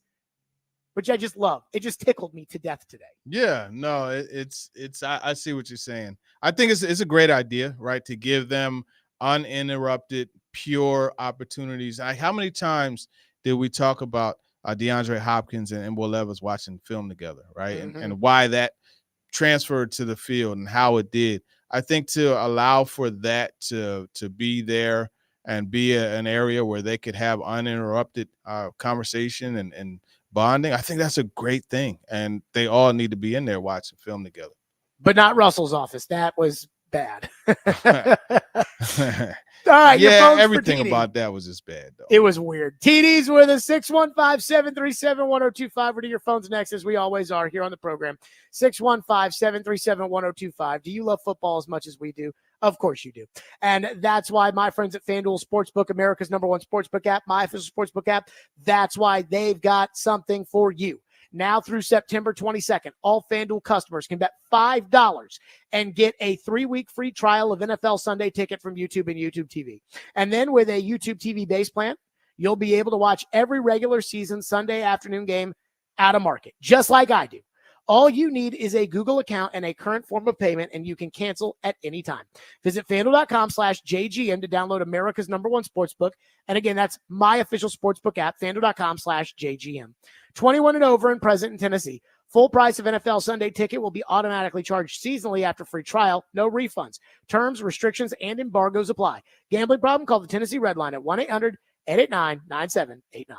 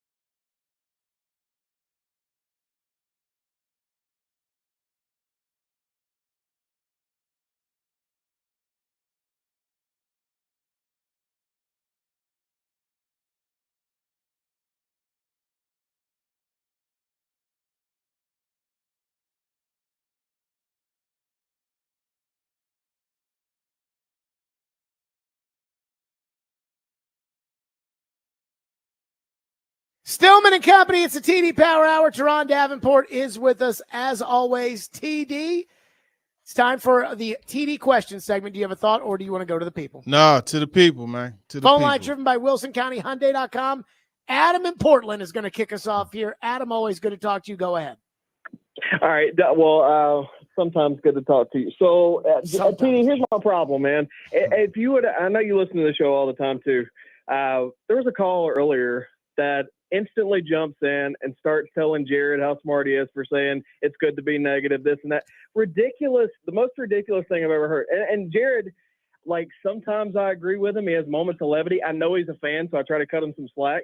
But, like, why am I, as a fan who's been starving for football for 6 months, supposed to come in here and hate my team? Like, that's what he's telling me to do. He's like, your team sucks.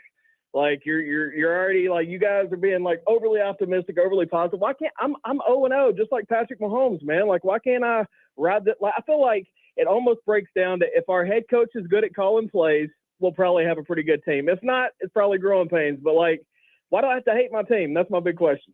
Yeah, no, that's a good point. You don't have to hate your team. I think, Adam, what you should do is be concerned where there's areas for concern, be pleased where there's areas to be pleased. And this team has both of those things. I think, the big thing, and Jared, we talk about this all the time. You like to let the moments put the handcuffs on you. You know what I mean? And that's fine. That's fine. But if you just have an even keel look, you never get too high, never get too low, you'll be straight. Because this team is going to put you on both sides of that, right? There's reasons to get high, there's reasons not to, and just ride it out. That's really the thing. I used to be very hard on myself when I was younger because I wasn't the best secret keeper in the world.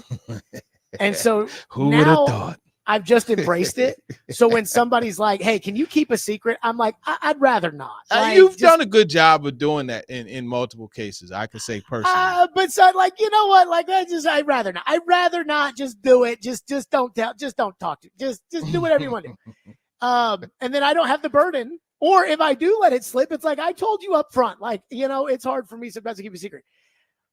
TD, you're not wrong about not getting too high and not getting too low. But as somebody who has listened to the show when the Titans have signed free agents or when the Titans have made draft choices, I just don't think I can do it. I just don't think it's inside of me. And I thought the perfect example of that was this offseason when they signed Mason Rudolph, and I went crazy. Yeah. And 5 minutes later signed Calvin Ridley, and I was euphoric.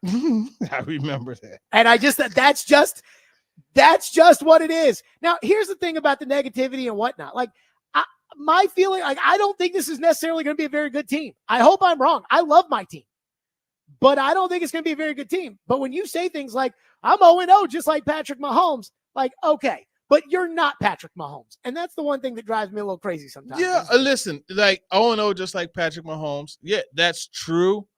But I tell you what, the hope that Patrick Mahomes and the conviction that he brings is different, right? So, it is a different 0-0, so to speak, Right. Like when Warren Buffett's grandson was born, he had the exact same amount of money that I had when I was born. Mm-hmm. But we know that Warren Buffett's grandson's going to be okay. Right. One texter says, TD with Sweat and Simmons crushing the pocket and creating lanes for Ernest Jones and Kenneth Murray to attack. Do you think one of the inside backers could lead the team in sacks? I'd probably not lead the team, but I could see either one of them having 6.5 to 9 sacks. I could definitely see that for sure. I don't know about lead. I think Harold Landry leads the team.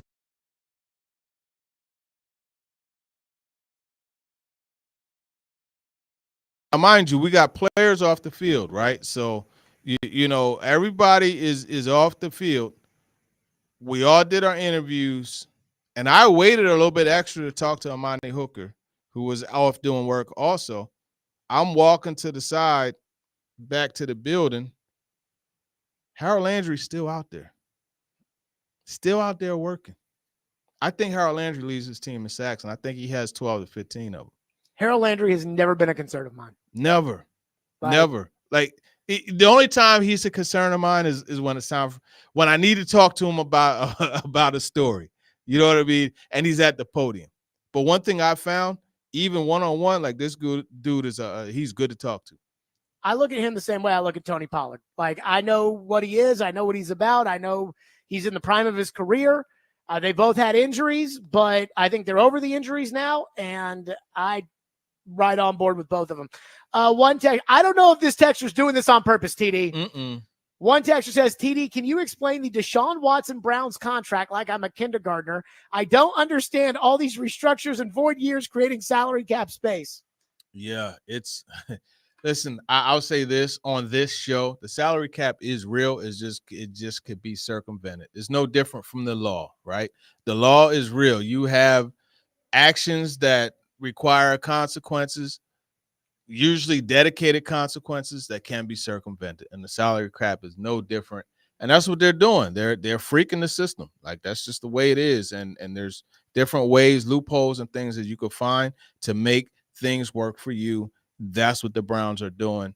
They're working to navigate a contract that just, oof. Yes and no, it's like the law. Like, if you shoot somebody, Here you go, Jared. Can you just one day, or maybe even 1 hour, not be extreme? Come on, man. But let me Come say this. on. The team that's spending the most money this year at $330 million has the most cap space in the league. Because you know what they're doing, right? A lot of that money know. is shifted around into other pockets, other loopholes, and that's just the way it works. I know, because it's fake. It's yeah. I watched the movie The Big Short. I'll Ryan Stonehouse that one, man. Have you ever seen the movie The Big Short? Punt. No, I haven't. Honestly, no. So it's about like the mortgage collapse or whatever.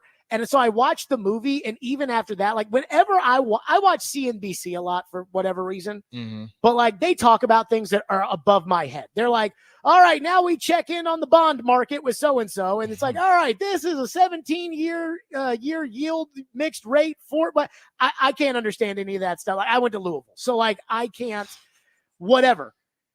I watched that and I tried to understand it, and then I read about it, and I'm still like, I think I kind of got it. I think I kind of understand it. That kind of stuff, that is the cap, where it's like, oh yeah, no, I got a good tax guy. He's the one that takes care of my mixed yield. We write it off with depreciation, right. Then we have it's like, oh God. It's manipulating the system. Fake. It's freaking the system. No, it's not fake. It's just freakable. Ron says, hey, TD, do you think that a 7th round pick was good enough to move on from Elijah Molden? I would say so, yes. I mean, they were eventually just going to move on, period. So now, you got Jamal Adams, when healthy, right, to be another nickel guy. And yeah, I would say yes, long story short. Here's what I'll say about the 7th round pick for him and the 7th round pick for Malik. If they end up being Jalen Harrell and James Williams, not that we know if those guys are for sure going to be good players, but there's promise there. They're on the right track. If you can get 4 years of what it looks like Jalen Harrell might be in the 7th round, or even 4 years of what Colton Dowell was last year before he hurt his knee, that's probably more valuable to you than Malik Willis being the 3rd string quarterback and not taking a snap. Makes sense. TD, great stuff as always here on the program. It's always good to talk to you.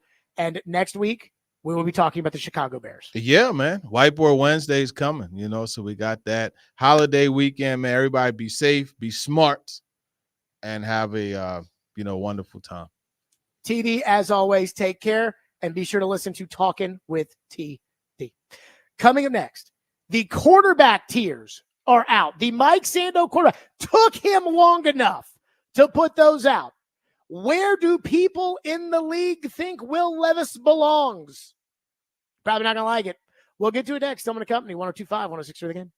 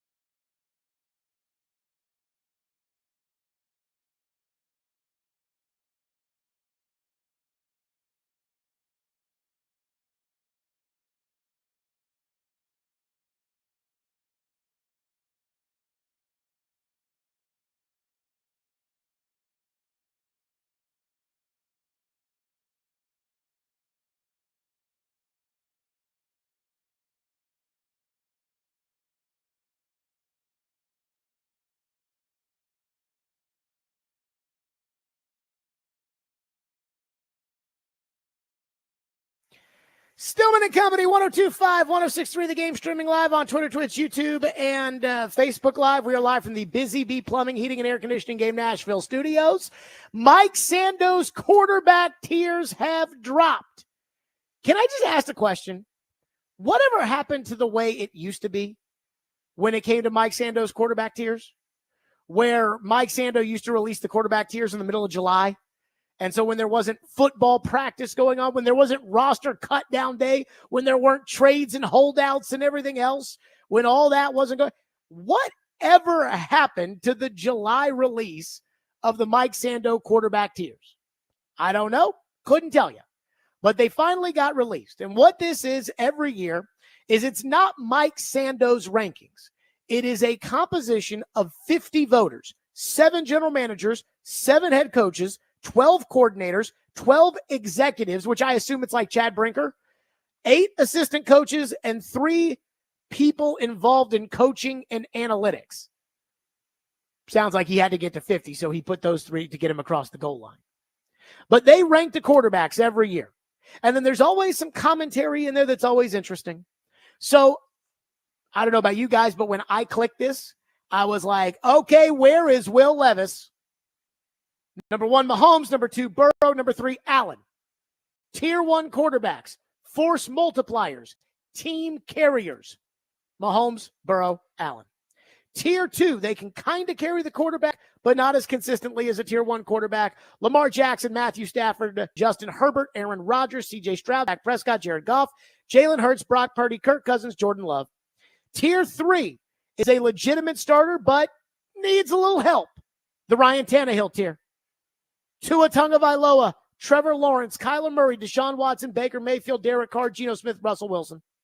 Tier 4, quarterbacks who are either unproven or a veteran who ideally would not start 17 games. The kind of guy who, if he's your quarterback, you're like, no. Daniel Jones, Justin Fields, Gardner Minshew, Anthony Richardson at 26th, tied with Will Levis in Tier 4. Bryce Young, Sam Darnold, he'll show them.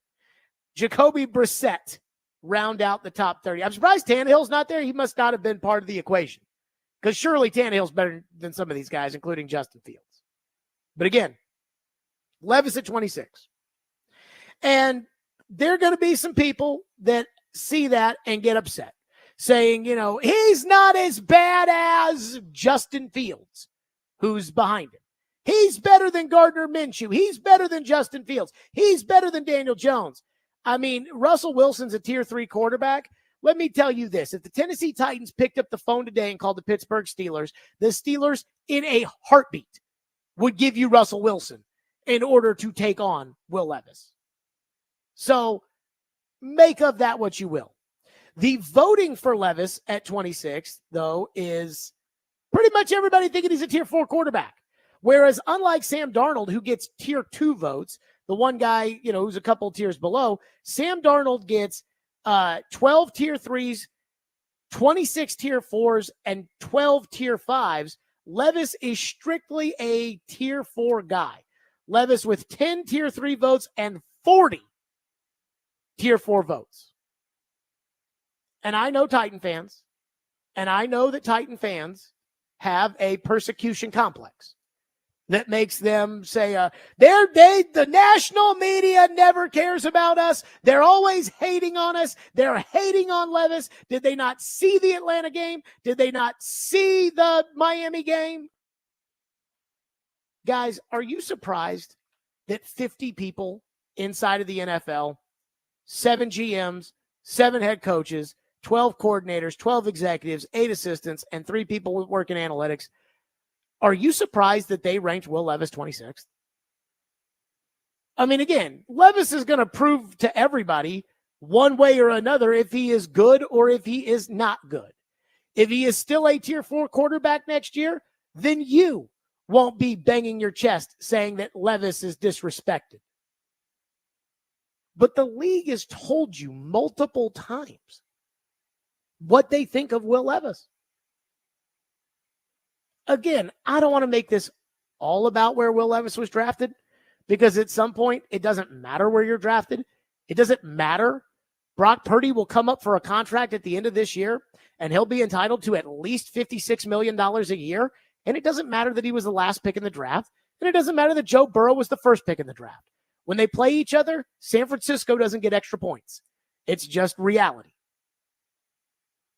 But people don't believe in Will Levis. People inside the league. And I can't tell you why they don't believe in Will Levis, but they don't. I'm not telling you that I believe in Will Levis. I see the talent. I see that he could be a good quarterback, but I also know that there's a lot of guys that have talent that end up not making it in the NFL. In fact, I think it's funny. I have never, ever, ever changed at any point. I have never changed when it comes to Will Levis. When he was coming out, I said on this program, I like Levis. And if you take him with the 11th overall pick, I am not going to stroke out about it. And people said, Jared, he sucks. Oh, my God, he's awful. Did you see Kentucky? They were terrible. They didn't beat Vanderbilt. Yeah, I know. But I watched tape, and I thought he looked pretty good. Even in the Georgia game where they scored 6 points, I thought Levis gave them a chance to win. And I walked away from that saying, I see it. Again, I take him 11th. I wouldn't trade up for him. And I don't love him, but I like him. But again, people inside the league have never liked Will Levis. They didn't draft Will Levis. Not because they had better options like Carolina, Houston, and Indianapolis saying, well, you know, we like Levis, but we like the other guy more. But teams like the Raiders that didn't have an answer at quarterback, they didn't draft him. The Falcons, and with the 7th pick, took a running back. Granted, supposedly supposed to be a really, really good running back, but he's still a running back over a quarterback. They didn't like him. You had the 11th pick, and you took a guard. You didn't like him. If you drafted a guard ahead of him, you really don't like him. So nobody in the league believes in Will Levis because Will Levis didn't really do much last year, positive or negative. He barely played. The team around him was so bad. So, he didn't really do a whole lot that would change anybody's thinking from when he was drafted. And when he was drafted, the league told you that they did not like him. Bo Nix went in the first round of the draft. Bo Nix went in the top half of the first round of the draft. The league tells you with their answers, with their picks. Don't listen to what anybody says. Don't. Will Levis, I thought one of the funnier things about his Bussin' with the Boys interview, he told a story about how everybody that went on the red carpet at the draft got a 100-inch television. And because they all have first-round money, you can go buy a $4 million house when you're Anthony Richardson and you sign for $40 million. You can buy a $4 million house and you'll be okay.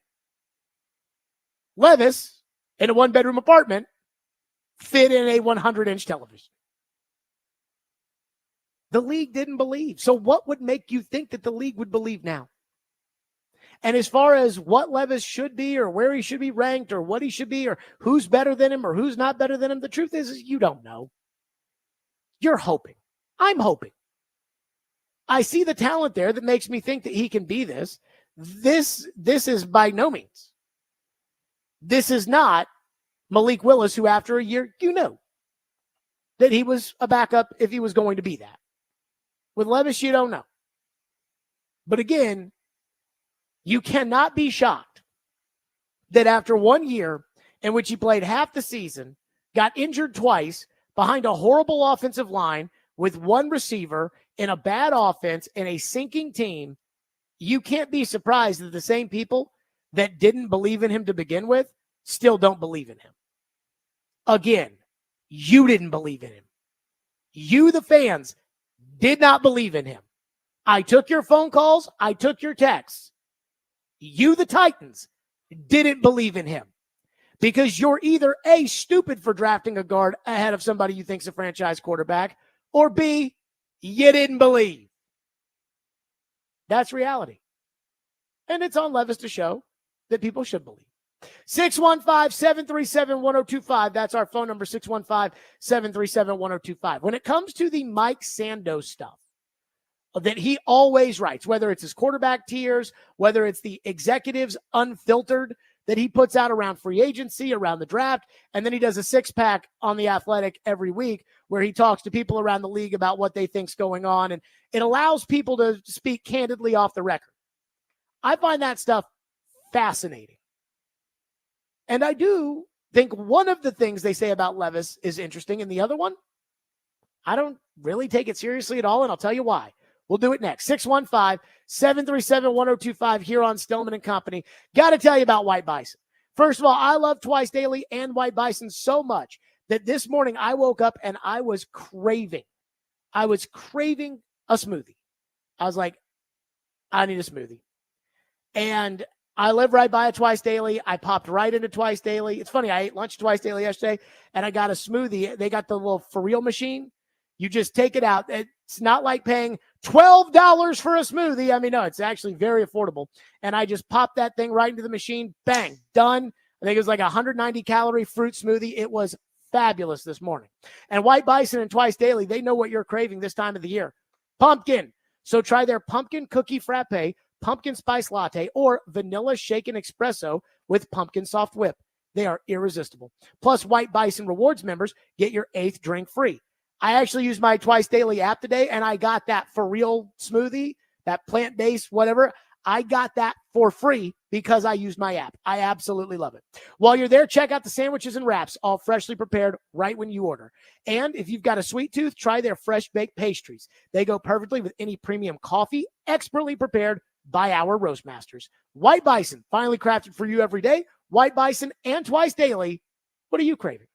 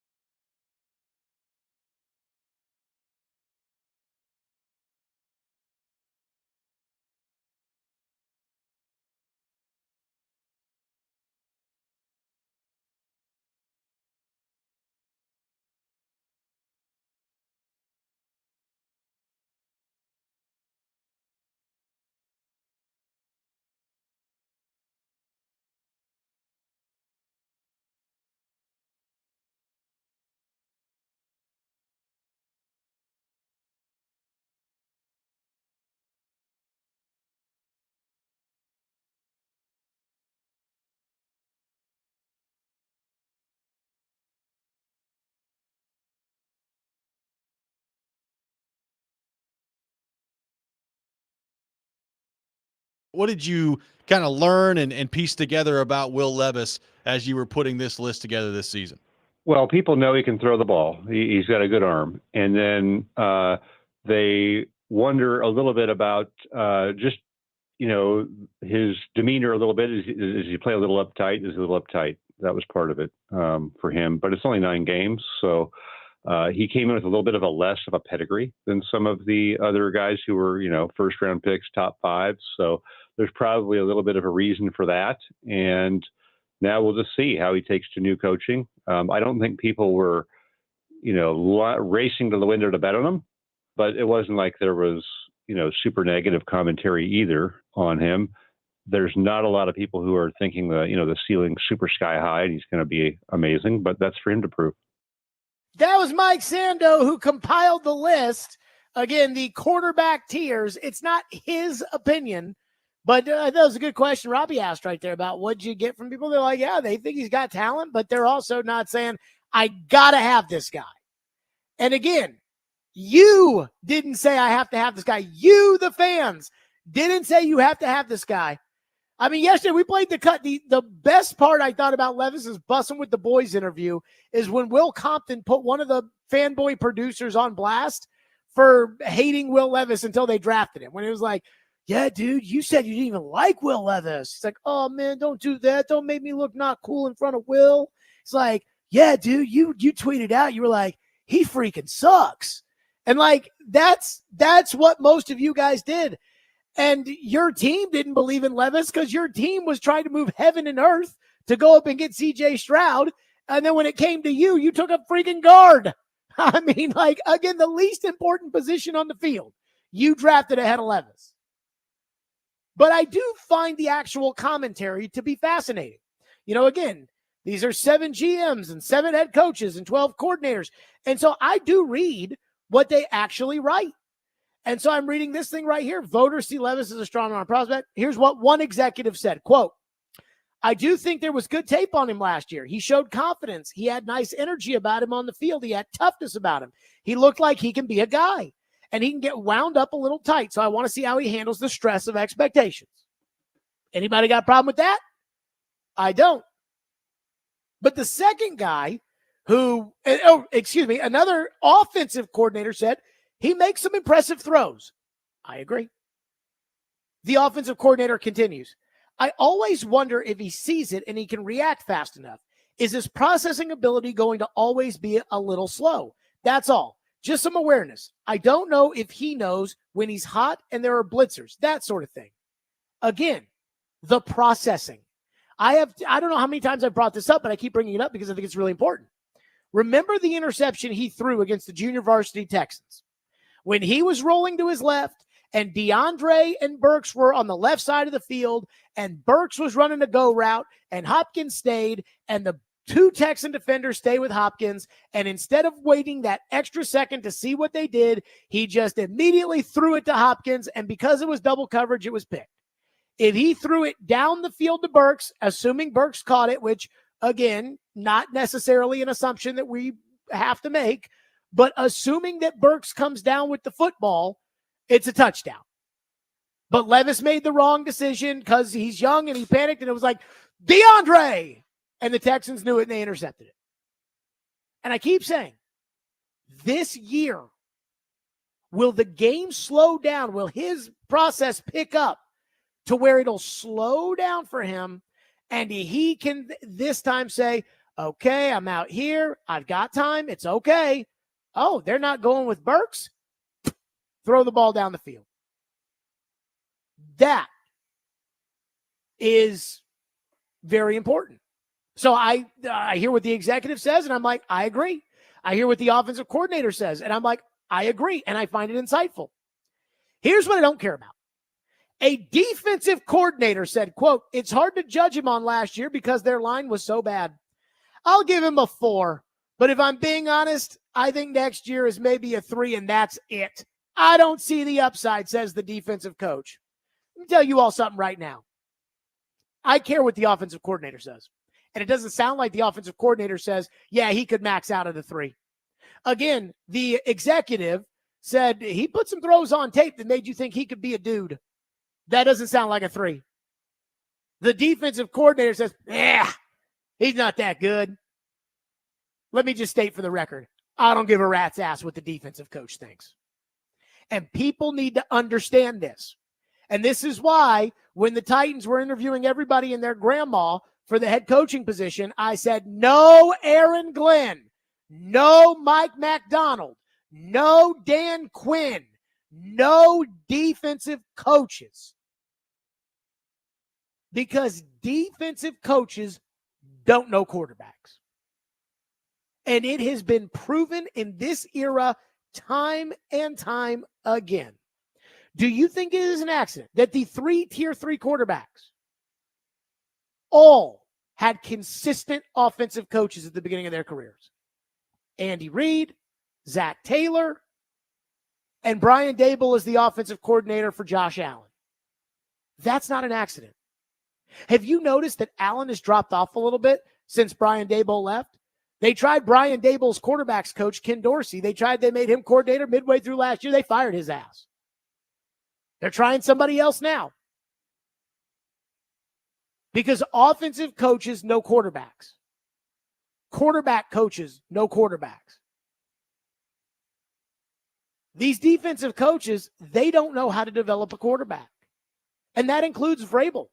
That's why when it comes to Vrabel's next job, I keep telling people he's going to go somewhere, and if they've got a quarterback, he's going to win. If he takes the Philadelphia job and Arthur Smith's the coordinator with Hurts and AJ and Devontae and Goddard and Saquon, he's going to win. Vrabel is going to win. If Vrabel gets the Cowboys job and they sign Dak Prescott, he's going to win. If Vrabel goes to Jacksonville with Trevor Lawrence, he's got a shot. If Mike Tomlin and the Steelers say, it's been a nice run, but it's time to move on, and Vrabel takes that job, he's in trouble. Because he can't find a quarterback. He can't develop a quarterback. He doesn't know quarterbacks. Because he's a defensive coach.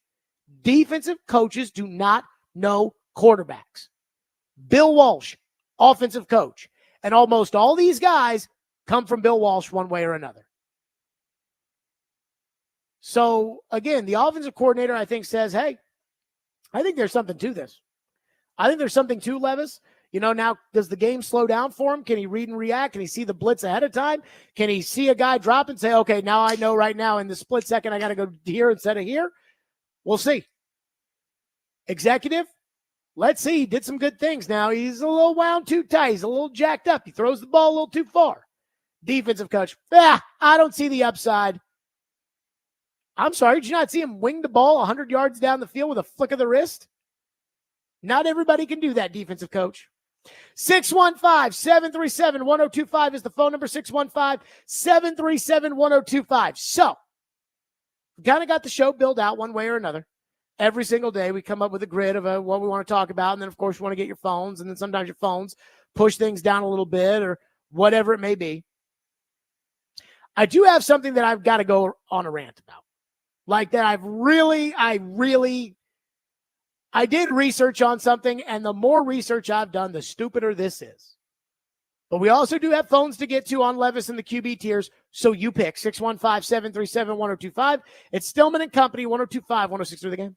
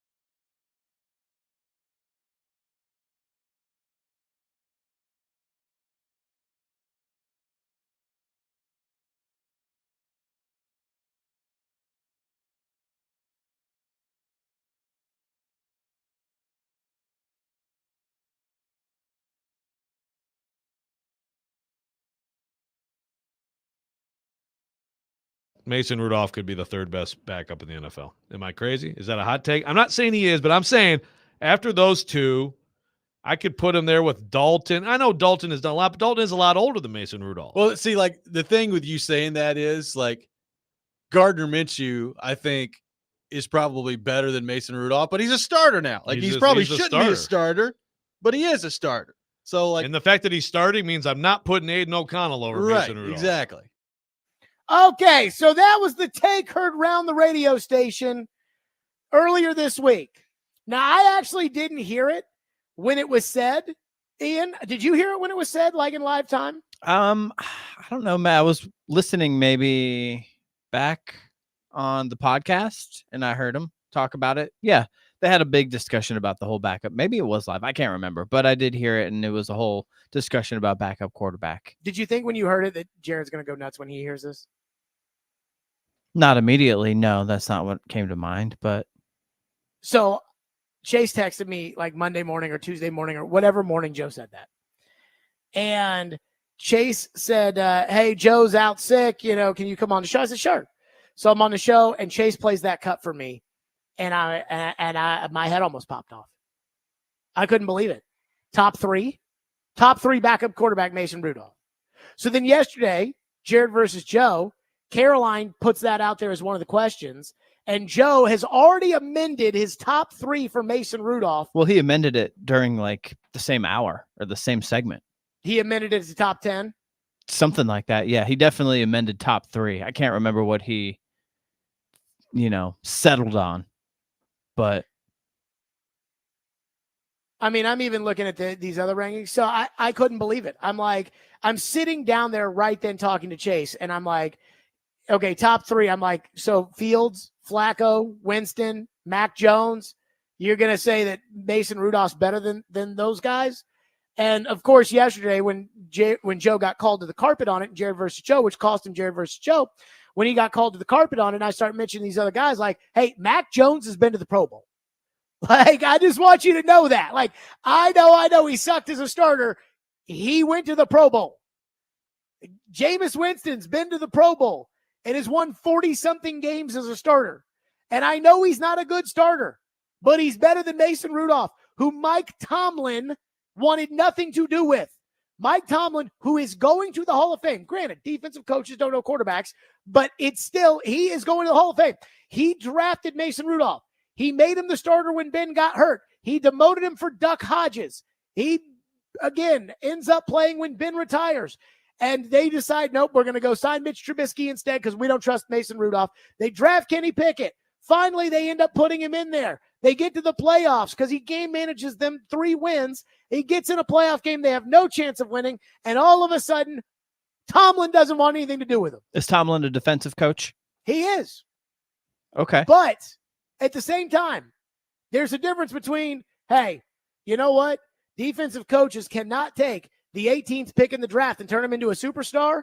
And Mike Tomlin won't touch this guy with a 10-foot pole to be his backup. Well, he's desperate. Tomlin, he's going to get fired. To be his backup? Maybe. Well, they didn't. So why would he not bring him back to be if he's desperate? Why would he not bring him back to be his backup? The thing is with him is they were figuring out the Wilson Fields situation. They need a starter. Right. They were never going to make Fields a starter. Well, maybe they're never going to make what's his name, Rudolph. They weren't going to make him the starter because he knows he sucks. But as a backup, he's fine. No, not for Tomlin.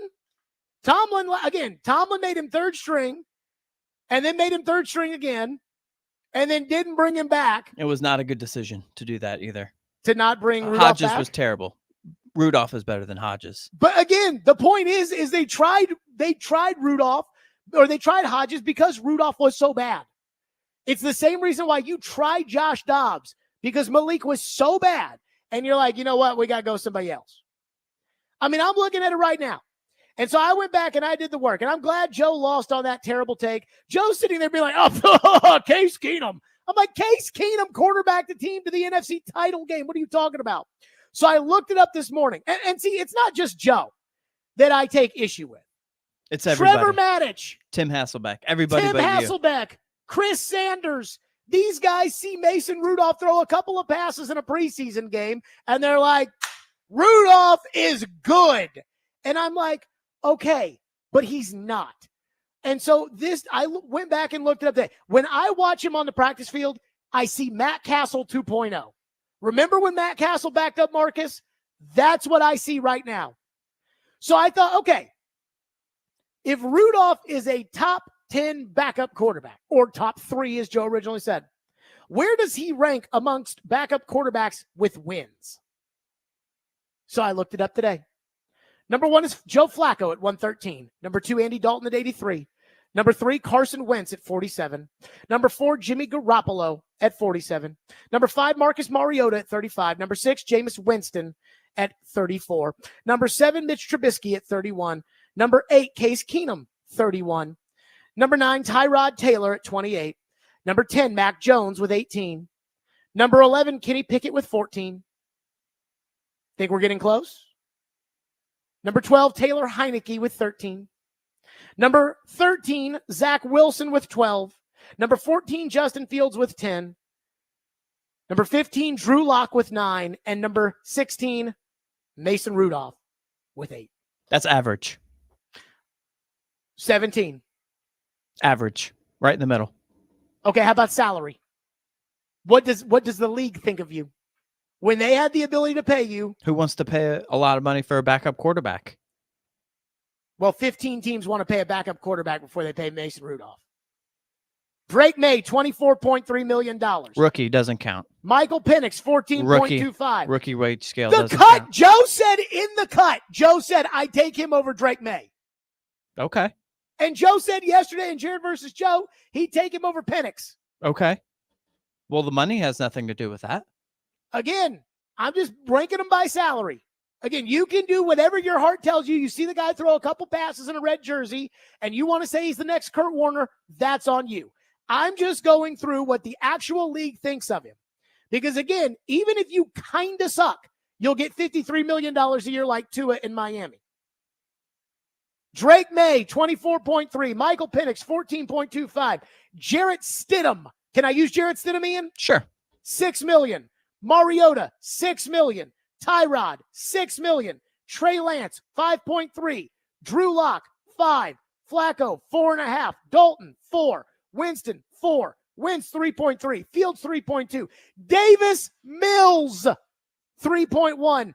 Jimmy G, 3. Case Keenum, 3. And Mason Rudolph at 16 at $2.8 million. Average. Again, average. Again, not top 10 backup. But not terrible. He's a Scarbini backup. He's a whatever. This is what the He's NFL a typical has backup. Done. The NFL has done when you've got a young quarterback, which you have.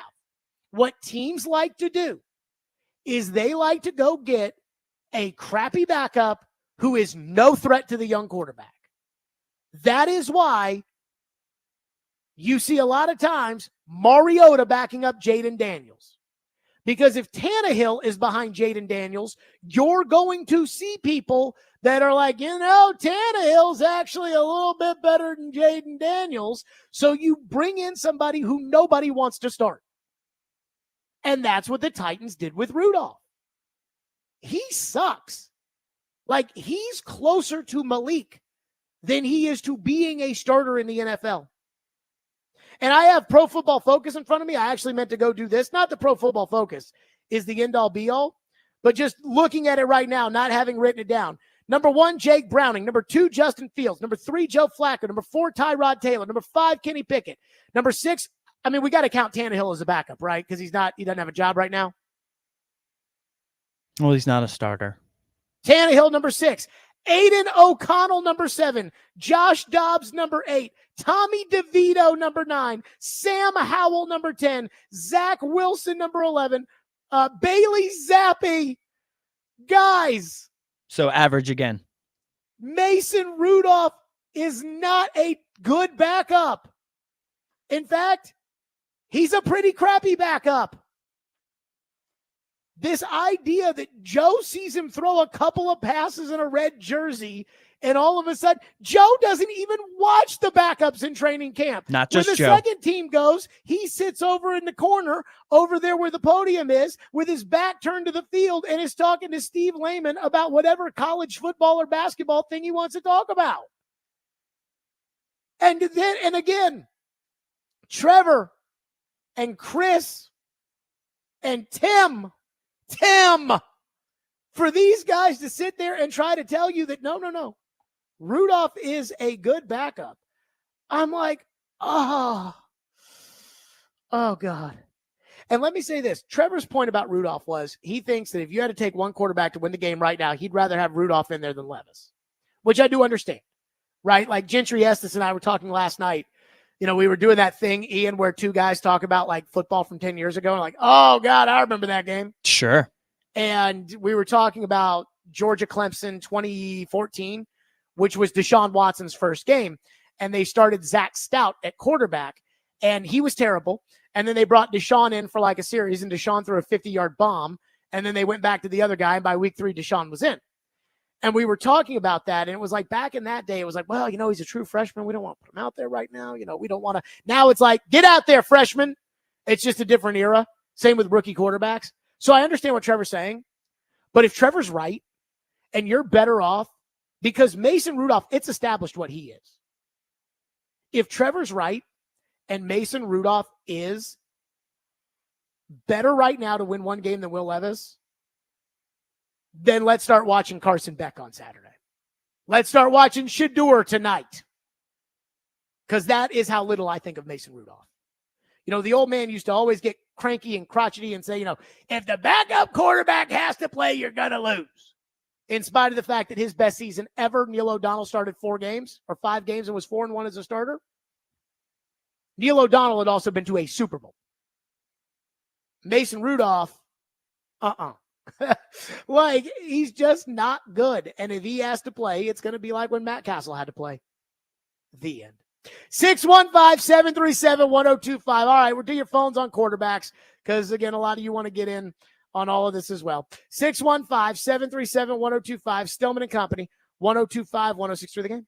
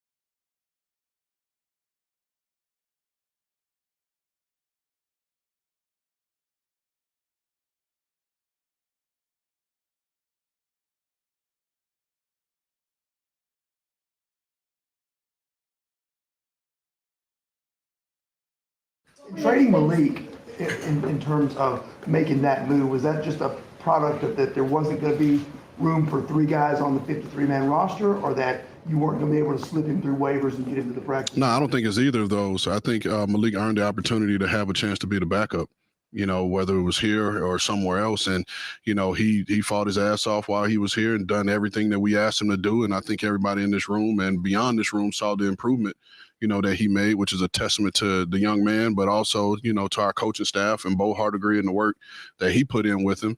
But when it came down to it, Mason had a better off season and a better preseason, and help move our offense down the field. And, when it ultimately came down to it, we talk about, taking care of people, and doing what's right for our guys. And, when Green Bay called, and we knew that Malik had an opportunity to be the backup, which we feel he deserved, it wasn't necessarily about the compensation. It was just doing right by Malik and giving him that opportunity. There you go. That was Rand Carthon yesterday saying, no. It was Mason Rudolph. That was why we ended up making the move on Malik. And Trevor Maddich and Tim Hasselbeck and Chris Sanders and Joe Rexroad probably all heard that. Because Mason Rudolph is the man, according to those guys, even though he's 17th in wins amongst these starting quarterbacks. He's 16th in backup quarterback salary, and he's nowhere to be found with these Pro Football Focus rankings. And again, he's a fine backup in terms of if I had Joe Burrow, if I had Josh Allen, if I had one of those guys, he could back him up, and we know we're screwed if he gets hurt no matter what. We're screwed either way, no matter who it is. If Ben Roethlisberger was my quarterback and he got hurt and I had to go to this guy, that's what I call the Logan Woodside thing. You gave Tannehill $30 million. Now Logan's the backup. Good luck to everybody. But this idea that you've got a special backup. You do not have Neil O'Donnell. And stop trying to convince me that he's Neil O'Donnell. Again, I think it's Matt Castle 2.0. And you guys remember when Matt Castle had to get in there and he was terrible. Phone line driven by WilsonCountyHyundai.com. Brian is up next here on the program. Brian, thank you for calling and waiting. Go ahead. Yes. The Pittsburgh papers are calling for Rudolph to come back. Did you watch any of the playoff games or the run up to the playoffs last year? No, I did not watch him beat Steelers? Cincinnati with Jake Browning at quarterback. It doesn't matter who the other quarterback was. Yes, it does. He threw for. Yes, it does. Played well. It matters. Thank you for your call, Brian. It matters if you can beat Tom Brady. It matters. As a backup? Yes. What backup is expected to beat Tom Brady? Again, if you're trying to tell me that he's good enough, that he's Neil O'Donnell caliber, then he needs to be able to beat somebody better than Geno Smith. Geno's a starter. Ish. If you're a backup, it can beat a starter. What else do you want to add? What else can you ask for from a backup quarterback? I feel like your expectations for a backup are too high. My expectations for a top 3 backup. That's what we're talking about here. Top 3, top 10, top. Case Keenum He's beat in the Drew top. Brees in a he's playoff he's game. an average top half of the league backup. All right. Again, let's go through this. Joe Flacco won a Super Bowl. I don't see that happening for Mason Rudolph. Carson Wentz, quarterback the team that was the number 1 seed. Wentz stinks. We know that. For a backup? Yeah. For a backup, he stinks? Yeah, I think so. Even though he's won 47 games? Yeah, that's Even because though he got finished second in the league MVP voting? That's because he got a bunch of starts back in the day. Okay.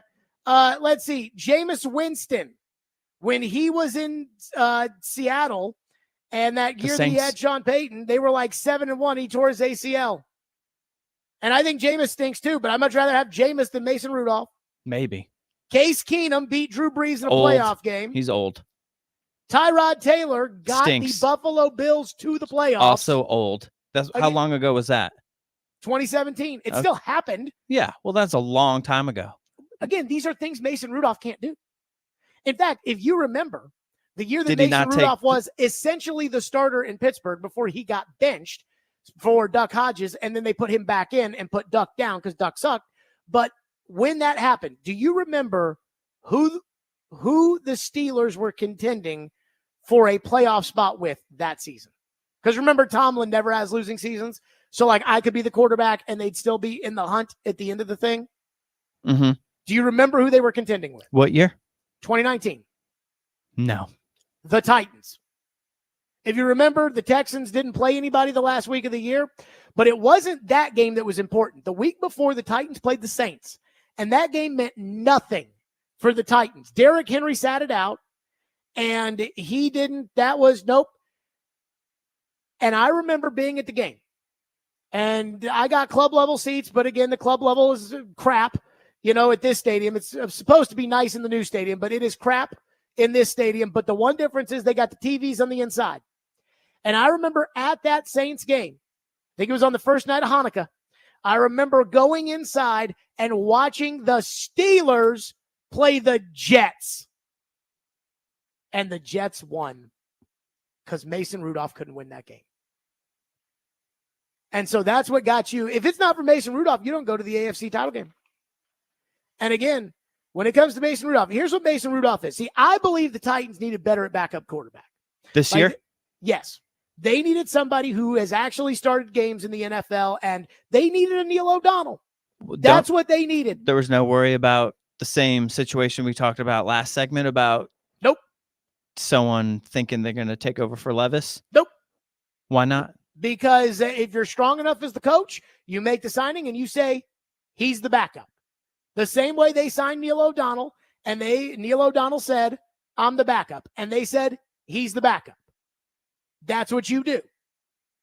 And so I wanted them to sign that guy. The reason I wanted them to sign that guy is because the offensive lines in today's games are so bad that these quarterbacks get hurt left and right, and Levis has a history of being hurt, and he's going to go down, and the last thing I want is Mason Rudolph going into the game. Because, again, it's going to be like when you put Matt Castle in there. And a lot of the texters in the text line are like, oh, no, Jared, you're a hater. But there is one text that I think is dead on. Texter says, Jared, you are exactly right. Shocking that I think this one's dead on. He said, if Will Levis went down in the second or the third week, the Titans would be looking to sign a backup for Mason Rudolph, or would they be looking for a replacement starter? And let me ask you guys this question. If something happened to Levis, would you want the Titans to go bring in Tyler Huntley? No. Would you want the Titans to go bring back Ryan Tannehill? Maybe Tannehill, but not Huntley. So do you want a real quarterback, or would you take, again, Logan Woodside and put him behind Mason Rudolph and say, Mason, you're the guy? I would, yeah. You would do that. Well, enjoy being 2-16 or whatever, to 2-15, because that's what's coming. That's what's like that with every backup. Not every backup. Not Joe Flacco last year. See, that's the situation Cleveland found themselves in. Cleveland signed Josh Dobbs, but then said, no, we don't want him. And so Cleveland said, we're going to make Dorian Thompson-Robinson our backup quarterback. And then when Deshaun Watson got hurt, all of a sudden, they had to put Dorian Thompson-Robinson in a game, and it was like, go get Joe Flacco. First thing they did.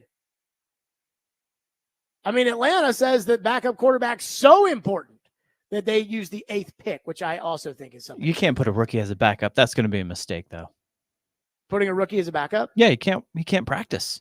He can't do anything. Mahomes was a backup. Rodgers was a backup. Yeah. Well, I guess, if he has to play, they might be in trouble. Right. I mean, but that's kind of the thing. If you sit a backup, if you sit a starter, he's backing up. Like, very few teams like just straight up redshirt a guy where it's like, no, Drake May's the third quarterback and yeah, Joe Milton will be the back. I mean, they'd never do that. Like, if something happens to Brissett, May goes in. Mm-hmm. If something happens to Cousins, Penix goes in. If something had happened to Alex Smith, Mahomes goes in. Like, that's just what they do. Yeah, I guess so. And so, again, which is what should have happened around here last year, is Levis should have been the backup. And I was saying that after the Minnesota practices, and then, oh, no. And then we saw Malik in the Ravens game.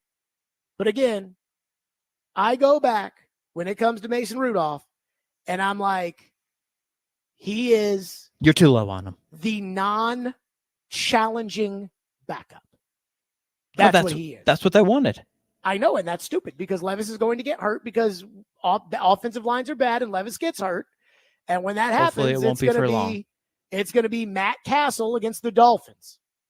I don't know if He's you guys better. remember that game. Rudolph is better than Matt Castle. At least he has a better arm. This is Matt Castle. Like, I've watched it on the practice field. I'm like, this is Matt Castle. Castle couldn't throw at that time. Or maybe I'm thinking Blaine Gabbert, but they both couldn't throw. That's exactly who this is, too. Big Game Blaine. Oh, boy. And remember when he's got to be better Bruce than Big Game Arians, Blaine. remember when Bruce Arians was like, after Brady retired, the first time he was like, I wanted to take Blaine Gabbert and go win with him. It's like, okay, good luck. Remember the old man before the Colts game? Hey, he can make any throw Marcus can throw. Every throw we would ask Marcus to make. That's right. We're okay. It's not well, Rudolph can't make all the throws that Levis could make, but maybe he could dink and dunk you down. Mm-hmm. Okay. 615-737-1025. Speaking of difference of opinions, we got some very different opinions on this radio station about the Titans season. We'll do that next. Stillman & Company, 102.5, 106 of the game.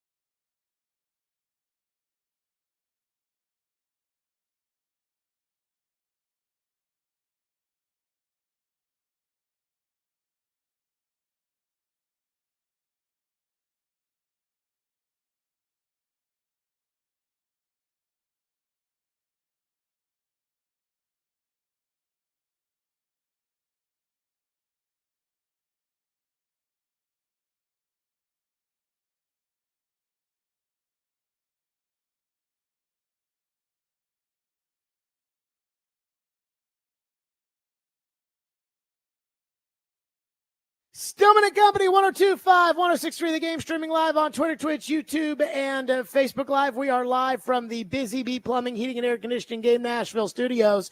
So I don't know if you guys know this, but I enjoy a diversity of opinions.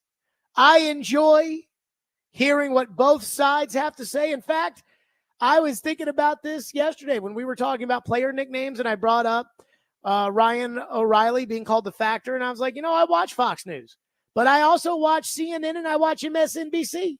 In fact, I think I can name everybody on the Fox News lineup and the MSNBC lineup. What's that tell you, Ian? You watch too much news. Well, it's not really news. It's opinions about the news more than it is the news on both channels, I should say, by the way. But I value the diversity of opinions. I got them all DVR'd. I got Morning Joe DVR'd. I got Sean Hannity DVR'd. And on our radio station, we've got a diversity of opinion when it comes to the Titans 2024 season. In fact, this came yesterday. And of all places, Big Joe Dubin with a heater out of nowhere off the top of the program. Go ahead, Big Joe. Got a little bone to pick to Robbie Stanley. Listen to him this morning. Robbie thinks his Titans team is going to win the Super Bowl. He's like, that defense is fantastic now. Just fantastic. They've got a great shot. I was like, Robbie, if they win 5 games, Callahan should be coach of the year. You got corners who haven't practiced. You got corners who haven't practiced with the secondary. That defensive line, yes, Sweat was okay. How's he going to hold up week 3, 4, 5, 6, and 7? I don't know. We don't know, right? Is Buck Rising going to send a tweet at Simmons after game 1 and he'll just kind of melt down and not play the rest of the season? I don't know. Harold Landry, is he back to 2018, 2019, wherever it was Harold Landry that was so good? Kenneth Murray was the lowest rated linebacker in free agency. Chargers couldn't wait to get rid of him, right? So the Titans got him. Maybe he finds out why he's good here. That's fine. It's great.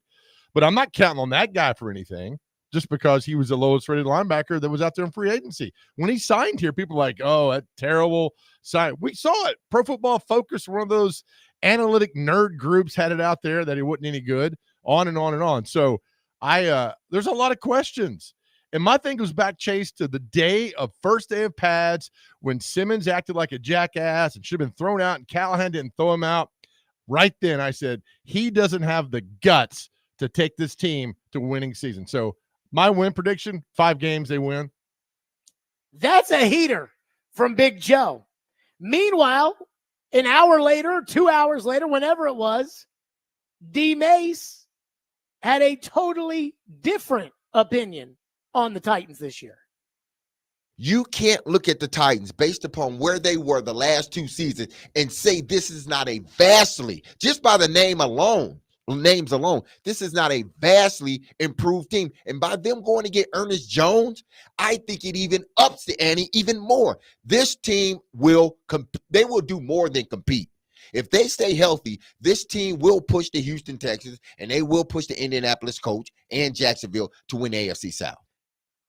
Woo! So on one hand, I got this team, if they win 5 games, the coach ought to be coach of the year. And on the other hand, I got this team, they're going to compete. No. They're going to more than compete. Whose side you on?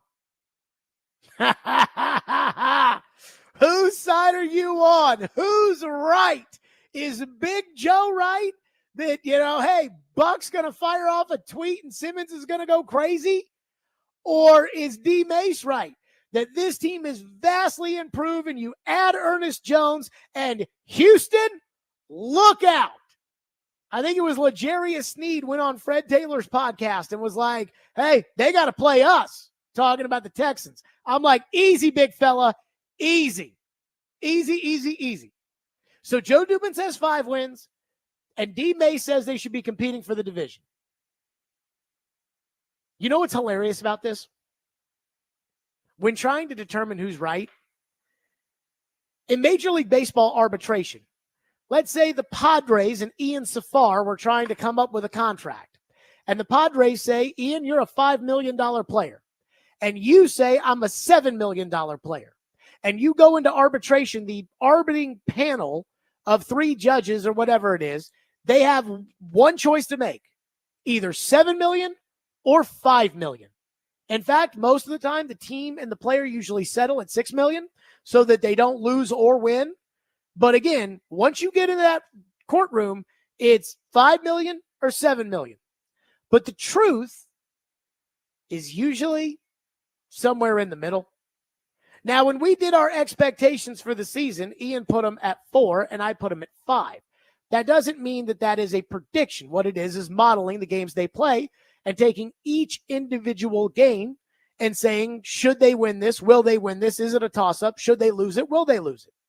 When they play the Jets in week 2 with a future Hall of Famer at quarterback and the number 3 defense in the league, I think that game's a toss-up. Ian thinks they should lose it. But I don't know if I'll predict the Titans to win 5 games. I mean, that's really terrible. But I also can't look at where the Texans are right now, where the Texans are good at quarterback, where the Texans have added Joe Mixon at running back, where the Texans have a top-of-the-league left tackle, where the Texans have a great defense built around a young, emerging star pass rusher, where they have the number 3 pick in the 22 drafted corner in Derek Stingley. They've got a great young safety in Jalen Petrie. I have a hard time with the receivers that they've got, including adding Stephon Diggs. I have a hard time thinking the Titans are really going to compete for this division. I also have a hard time believing that it's going to be that bad this year. The offensive coach should bring the young quarterback along. Bill Callahan should, if no other reason, with the improve with J.C. Latham and Lloyd Cushenberry. I mean, that line cannot be as bad as it was last year. Ridley's better than Burks, who thank goodness is on the bench. Jones is better than Gibbons, who thank goodness is on the bench. The big fella ought to provide a little something. It's probably not going to be 5. Again, the way this league is built is every single game comes down to the wire. I heard Levis talk about that on Buzzing with the Boys. He said, I felt like we dominated the Falcons, and then all of a sudden I look up, it's a one-possession game. Van Jefferson doesn't drop a pass on 4th down, you might lose. So again, the truth is probably somewhere in the middle. But on one side of the station, in the morning, in our middays, because we got 2 midday shows, one midday show, Joe Dubin says 5 wins. D. May says competing for the AFC South. Nobody's on the same page with this team. 615-737-1025. We'll get to your phones next. 615-737-1025. Plus, if I had to pick between the 2 takes, I do know which side I'm taking, and I'll tell you why. We'll do it next. Stillman and Company, 1025, 106.3 The Game.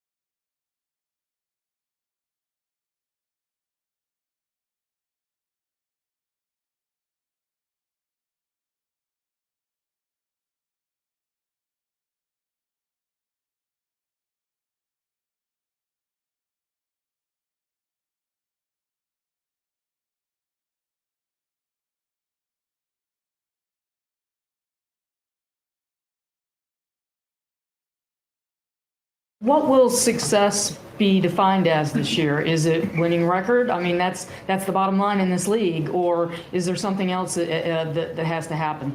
You're looking to build a foundation too, something that is going to be enduring, sustainable for the foreseeable future on top of that. So there's a lot of work in building the culture of the building between the coaches and players, our coaches and our front office staff, our coaching staff, our front office staff, and the rest of the building. So that's part of an ongoing process for us. And I think that what I'm looking for is to continue that, building a foundation. And then you hope that that's what propels you. I mean, we have talented players, we have talented coaches.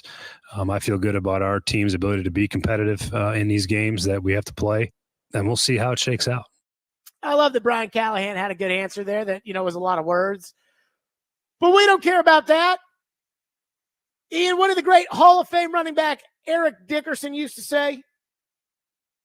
What did he say? We don't want to almost win. We want to win. We don't want to almost win.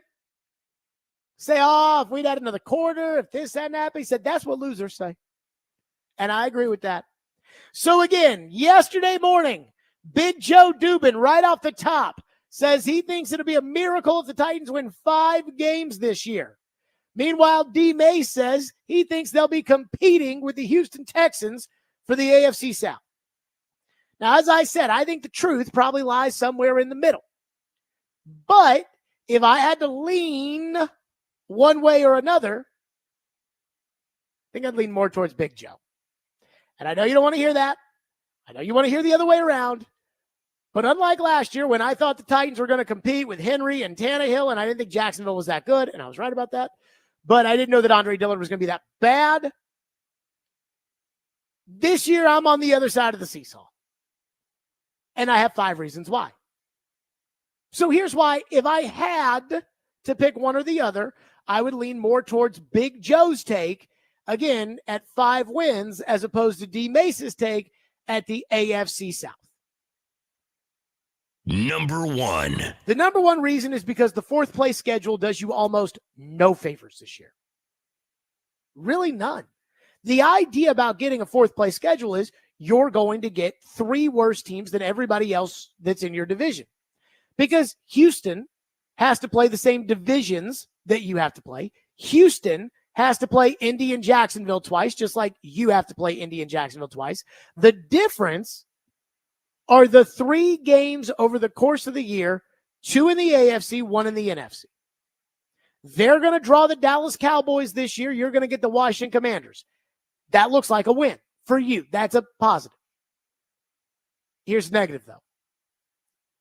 The 4th place team in the AFC North was Cincinnati.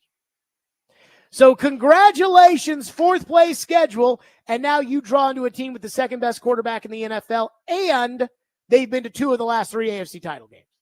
Now, Cincinnati does have some problems right now because Jamar Chase is holding out, which I'm starting to think I've been proven right about something, but we'll get to that later.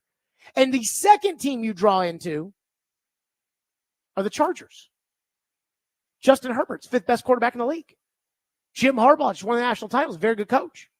So you draw into Herbert and Burrow with your 4th place schedule.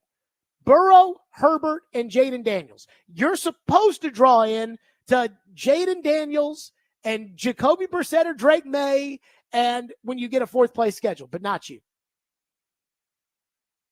So 1 of 3 for the benefits of a 4th place schedule. That's no good. That's the first reason. Number 2. I am hopeful when it comes to the coach, and I am hopeful when it comes to the quarterback. But I'm far from feeling good about them. I mean, in the preseason, when they went up against the first-team defense, it wasn't very pretty. When they went up against the Seahawks in joint practices, it wasn't very pretty. And I know it's great that they went out there and they dominated the Saints' second team, but it won't be Chicago's second team. It'll be Jalen Johnson, a $100 million cornerback. It'll be Montez Sweat, a top pass rusher. It'll be some real players on defense. And so, again, I'm hopeful. I'm hopeful that the young coach can utilize the play calling to kind of throw everybody off. And, now the Bears don't know what hit them. And, oh my God, how he schemed it. Calvin Ridley wide open for a deep touchdown. But again, hopeful is far from certain. Sometimes the YouTube chat, which is sometimes is a little out there. So at best, it's 50-50, and that's not a great feeling to have. Number 3. So when I put the grid together this morning, they had 4 corners. Now they have 5 because they claimed, hold on, Daryl, is it Baker, Ian, or Barker? I believe it's Baker.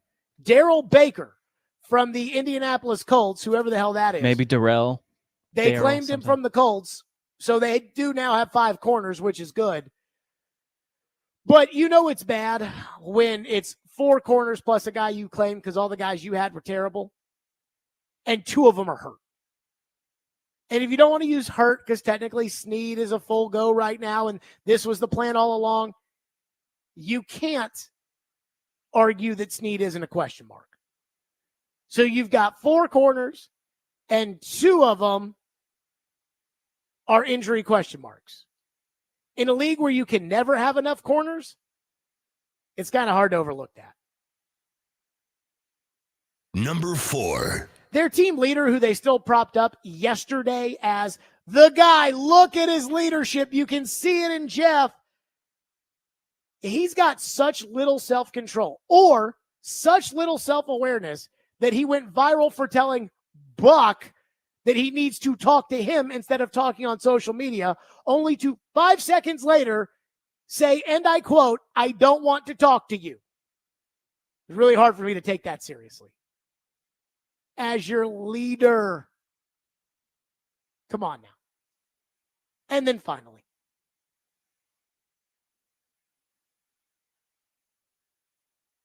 number 5. There we go. They still don't have a right tackle. And I don't know about you all, but I need the guy who hasn't proven it in real games to be a right tackle. I need him to prove it before I'm just going to say, no, nothing to see here. They're good at right tackle. I'm already giving you the left guard who was terrible last year and saying, you know what, that'll be fine. I'm giving you the right guard, but I'm not giving you the right tackle. I'm not going to tell the story, but PT is not a proven commodity at right tackle. And so I'm not going to treat it as such, even though all of you want me to do that. So I have to lean more towards the Joe Dubin side of this, the 5 wins, than I do the Derek Mason side of this, that they're going to be competing in the AFC South. 615-737-1025 here on the program. Mike from Pennsylvania, our phone line is driven by WilsonCountyHunter.com. Mike from Pennsylvania says, I feel like a bad fan because unless Levis shows that he is a quarterback 1 in this league, I don't want them to win more than 3 games. Nothing's going to be worse than Levis showing no potential and winning 7 games. Well, I think these things usually work themselves out. Like, I think that, not to sit here and tell you that it'll be okay, but I think these things, generally speaking, work themselves out. Where it's like, I understand the idea that you don't want Levis to go out there and win 9 games or 8 games, but it be kind of a disjointed season. And then now we sit here and it's like, okay, well, it's good that this happened, but we still don't know. And now we're singing, and then the draft comes and don't know if you take a quarterback or not take a quarterback. And then you pass on a guy that could be, I get it. But I don't want to do a 3-win football season. I don't want to do it. You don't want to do it. We don't. I can't do that. Even if it's like a Pittsburgh Steelers season where you somehow make the playoffs and you only make the playoffs because now 7 teams do, and you have no chance to win that playoff game, and you're picking 13th or you're picking 16th or 18th or whatever it is, and you still don't know a quarterback, I'd rather do that, at least right now. Mark says this is probably a competitive 7-10 team realistically, but there are a lot of unknowns that could wildly change that. If Snead is just Snead and Sweat plays to some level of his potential, those 2 guys alone make a difference. If Latham lives up to being the 7th pick at left tackle, then the line is drastically better than last year. Agreed. But I don't know if that necessarily means you're going to win. The Snead thing, yes. Yes. But like if you just get average at left tackle, or you get the 7th pick, I mean, there's going to be some growing pains for J.C. Latham. I think Latham will be okay. I do think it's funny. Back-to-back takers. Back-to-back texters. One person says, I don't think Joe Dubin is very knowledgeable about Titans football. The next person says, I love what Big Joe said. Let's open our eyes. Derek Mason is too optimistic. We still have Levis, a questionable quarterback, and basically just move chairs on the Titanic. Isn't that what Titans stand for? The Tennessee Titanics. So one guy says, Joe Dubin doesn't know anything. Second guy says, Joe Dubin is right. And that right then and there is exactly what talk radio is about. Alex from Franklin says, Big Joe is wrong like usual. When you, Rexroad, and Big Joe are wrong and the Titans win games, I'm going to call your shows and remind you and embarrass you about how wrong you were. What's Joe Rexroad think? About the outlook for the team? Yeah, Joe's a pretty homerific guy sometimes. I think they're right around 8 wins, maybe ish, 7, 8. I think he's about right. Joe Dubin's whole problem that he started the show with yesterday, he said he had to pick the bone with Robbie because Robbie was talking about how good the defense was going to be. So I think Joe and Robbie are pretty high on the time. Joe thinks they got a great backup quarterback. What are we talking about? Joe thinks everybody Joe, and I love him, but Joe sometimes in the offseason, whether it's the Titans, the Vols, Vandy, the Predators, doesn't matter. Joe usually takes a little too much team Kool-Aid for my liking. Doesn't critically think enough about some of these situations. Like he thinks that Chad Brinker's like Steve Underwood. I don't know where he gets that from. It's not like Steve Underwood sat at his desk and broke down 4 hours of tape a day. But he thinks it because that's what the team told him. And that, not so sure. 615-737-1025. Speaking of Joe and his all-time bad takes. Anybody see what the Cleveland Browns did today with the salary? Let me put this in quotation marks, Ian. Cap. We have got to discuss this next. Stillman and Company, 102.5, 106 for the game.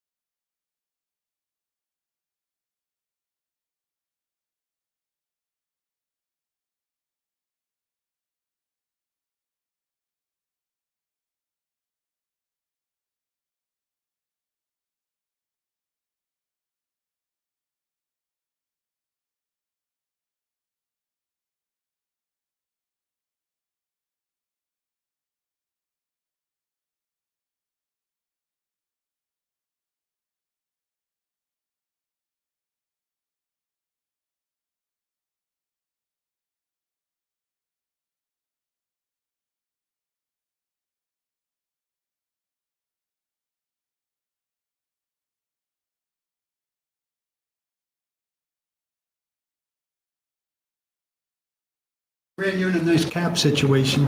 Might that tempt you to make one more big move if something nice presents itself, or will you lean towards fiscal responsibility that helps you next year and keeps you in good standing? Yeah.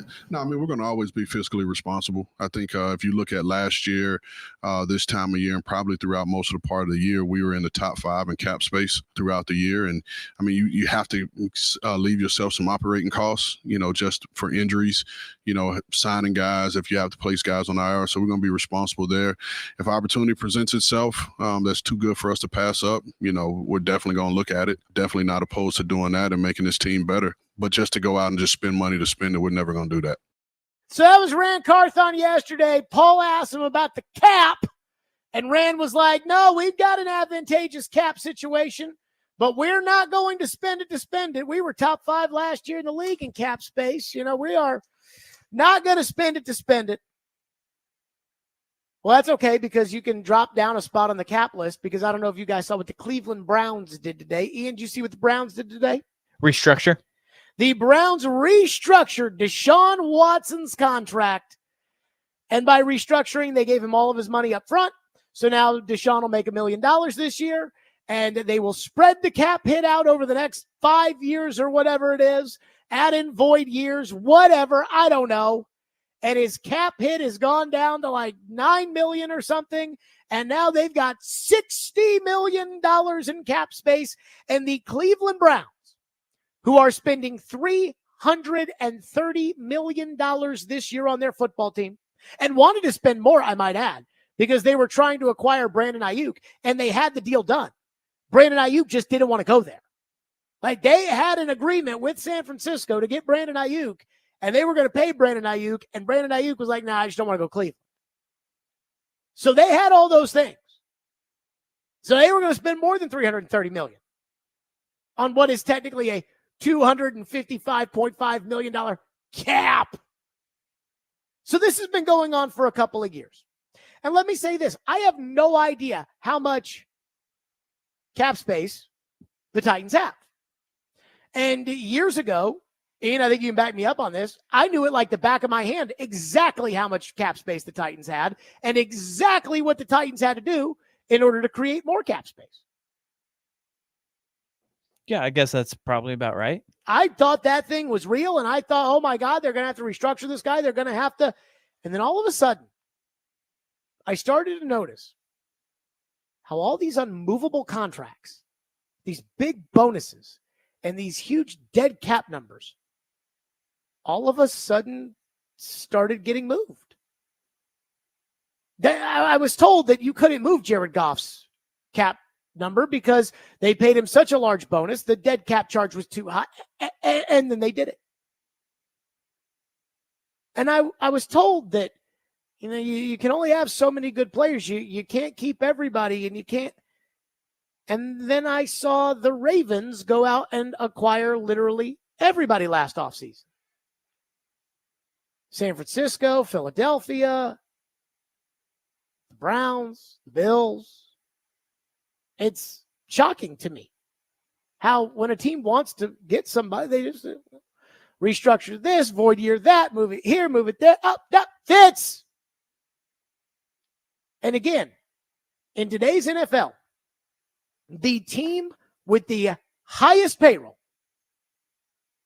has the most cap space. A team that is spending $80 million in cash over the cap has the most cap space. How many times have we seen the New Orleans Saints go from minus 70 in cap space? How are they going to do it? To signing Derek Carr to a $100 million contract. How many times do you have to see it before you realize deep down inside that the cap is in fact fake? And today was just another example. But see, what's hilarious is how the NFL media people treat this cap like it is real. They are doing the owner's bidding when they tell you, the fan, that the cap is real. I listened to Stephen Jones. We played the clip this summer. Stephen Jones, Jerry's son with the Cowboys, was asked directly by Adam Shine on the Mad Dog channel I'm on, was asked directly, why didn't you go sign Derrick Henry? And he said, well, I hate to say it, but it's the cap. Really? Because Philadelphia could afford Saquon Barkley, and he's making more than Derrick Henry. And I think they operate under the same cap you do. They're paying 2 receivers. They're paying a tight end. They're paying a quarterback north of $50 million. How does Philadelphia do it? But Dallas can't do it? The owner wants you to believe we can't sign that player because of the cap.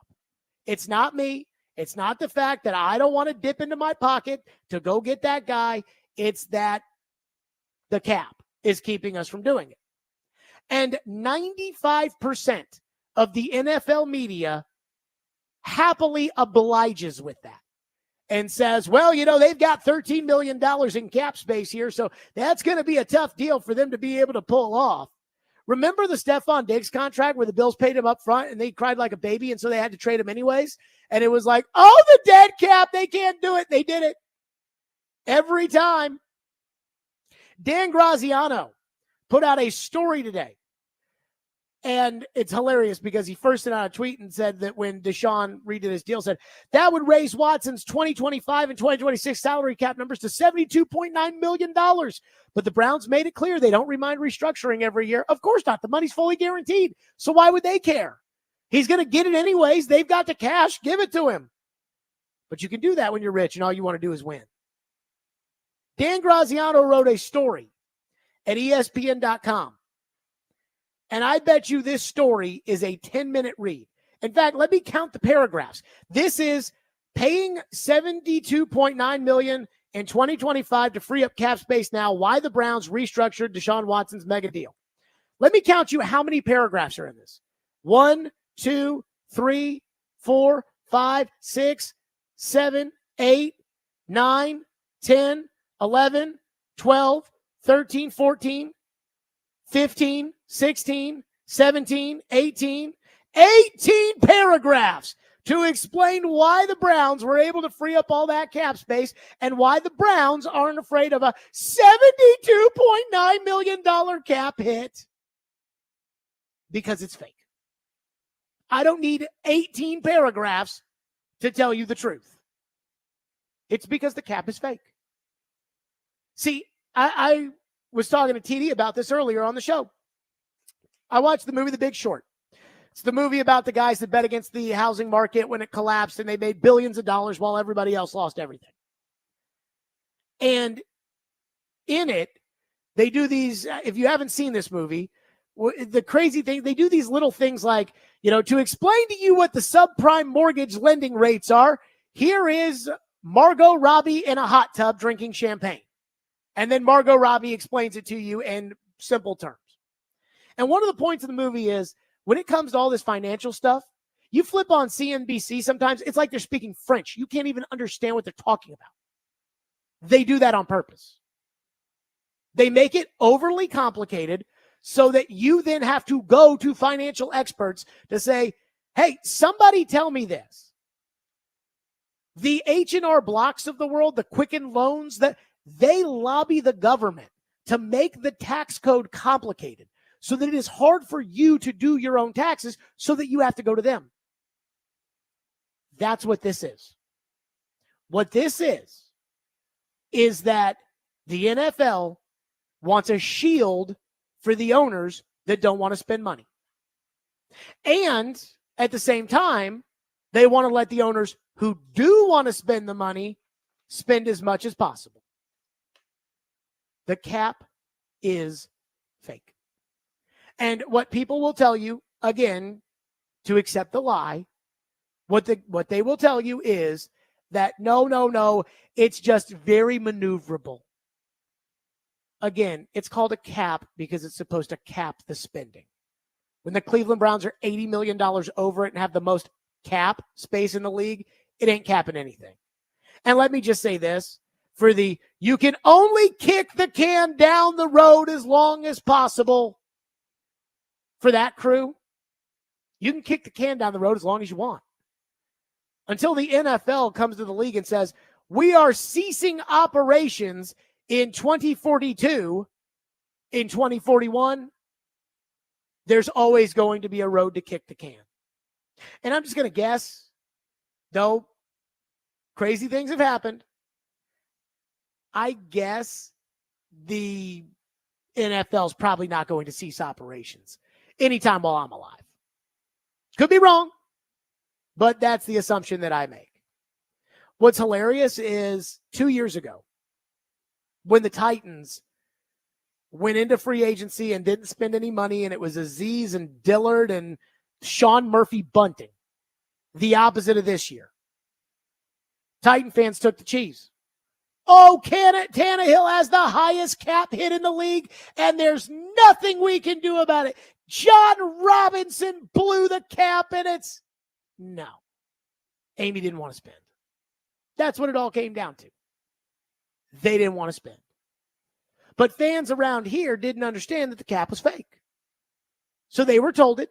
They took it. They believed it. And they suffered the consequences with that terrible season. I think the fans in this town are now smart enough. And the Cleveland Browns, I'll tell you right now, Amy Adams Strunk and owners like her who don't want to spend $330 million, they ain't happy with the way Jimmy Haslam runs that operation. But I don't think they can use that excuse with you guys anymore. I think you guys are too smart. Now, half of our morning show, maybe not so much. Because Joe believes in the cap. But you guys, the fans, I think you guys are smart enough. And that I don't think that the Titans could ever use that excuse. We got a contract extension, according to Mike Garafolo of NFL Network. Brandon Ayuk and the 49ers have agreed to a 4-year, $120 million contract. Ian, you said he wasn't worth $30 million a year. Not to me. $30 million for Brandon Ayuk. $76 million of it is guaranteed. So that chapter is over. Apparently the Patriots were offering 32, but he didn't want that. So, all right, well, I'm glad that's over. By the way, when it comes to, oh my God, John Michael texts into the text line and says, I think Amy was fine with spending. I think John Robinson wasn't. So then why didn't the new general manager last year spend money? You guys, again, I think you all, like the masses of you guys, I think you guys are smart enough to know the cap's fake. This guy, I question. Sorry, John Michael, but come on now. One thing that I do feel really, really right about is Jamar Chase is holding out in Cincinnati right now. And I don't know if they are going to get a deal done or not, but it's bad. And what did I keep telling you guys when the whole T. Higgins thing, when they tagged him and then nobody wanted to trade for him? And I'm telling you right now, Cincinnati doesn't have the cash. They're poor by NFL owner standards. They don't have the cash to afford all three guys. That's why they can't do a deal with Chase. And so I got to tell you, I think that's going to be a bigger problem. James is in Ashland City. He's been waiting on hold forever on Mason Rudolph. James, thank you for calling. Go ahead. Yeah, Jared, I've been in and out of the car all afternoon, and I've been catching bits and pieces. And called in earlier, had to get off. But I just wanted to ask you a question. Before I do, I'm going to tape right now. I found out that we picked up Mason Rudolph through you, and I was like, what? I felt the same way you did. And then I watched the preseason games, and I didn't think he was all that bad. But then again, I don't know what all has been said this afternoon by the callers and by you, but those were probably second and third string players he was playing against. So my question to you is, and I'll be more than happy to hang up and listen to your answer, is at that time in terms of free agency, quarterbacks that were available, who would you have picked over Mason Rudolph? Flacco. And I would have paid for it. Thank you, James. I agree. You know what? And I agree with you. I would have paid for it. I mean, I would have signed what about James, thank you. Tyrod Taylor? Is he better than Mason Rudolph? Here's why I would have signed James, thank you. Here's why I would have signed Flacco. Because ultimately, I want Levis to be a pocket passer who's got a cannon of an arm and learn how to use that cannon of an arm. And that's what Joe Flacco is. And I want Joe to be, I mean, when I signed Joe, and I would have paid Joe for this, but I would have said, hey, like, you are paid to help bring him along. like you are help for that. 615-737-1025 is our phone number, 615-737-1025.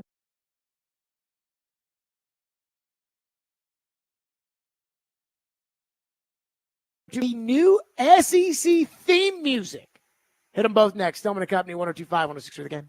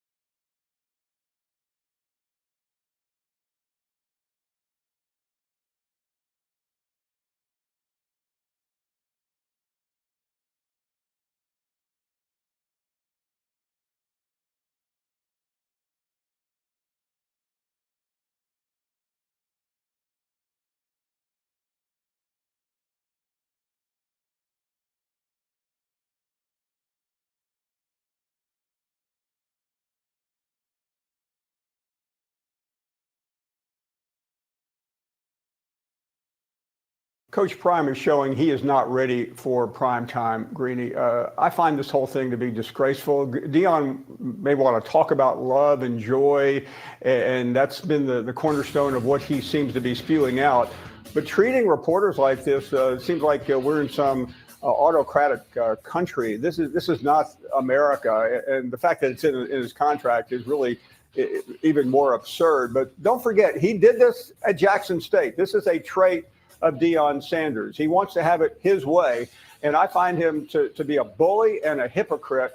And quite frankly, as someone who has been a fan of his throughout his entire career, even at Colorado. I am mortified by his actions. Who's watching Deion ball tonight? That's me. I'm watching Deion ball. And let me say this. I'm rooting against Deion. Go North Dakota State. They're 9.5-point dogs, and I am rooting for the Bison. I think that's what they are. Or are they the Jackrabbits? I think they're the Bison. I think it's the Bison, yeah. Go North Dakota State, baby. And again, this is one of the ones Deion has to win in order to like get to 4 wins or whatever they're going to do this year in Colorado.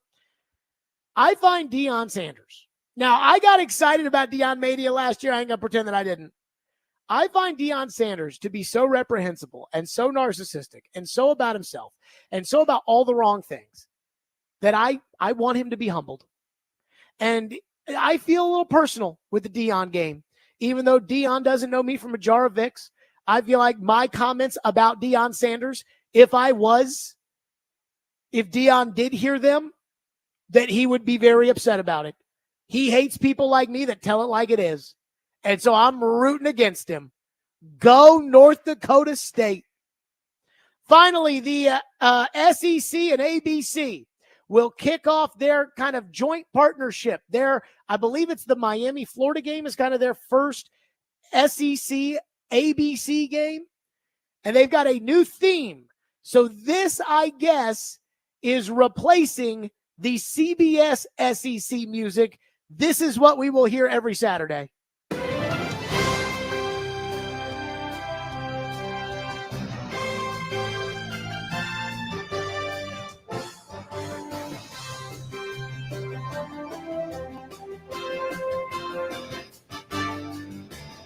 It kind of sounds like a knockoff version of what they used to play. Yeah, sounds super old. During the like the BCS era when ABC had the BCS. But this sounds like something that would like come on before the Cosby Show. I do like retro stuff, but this is a little bit much. I'm not a fan. The CBS music had a, juice to it. Maybe it'll grow on me. That's it for us. ESPN Radio's next. We do have Minnesota versus North Carolina. Again, college football tonight. Tomorrow will be the Stillman and Company College Football Preview Show. We love that one. We will see you all tomorrow at 2.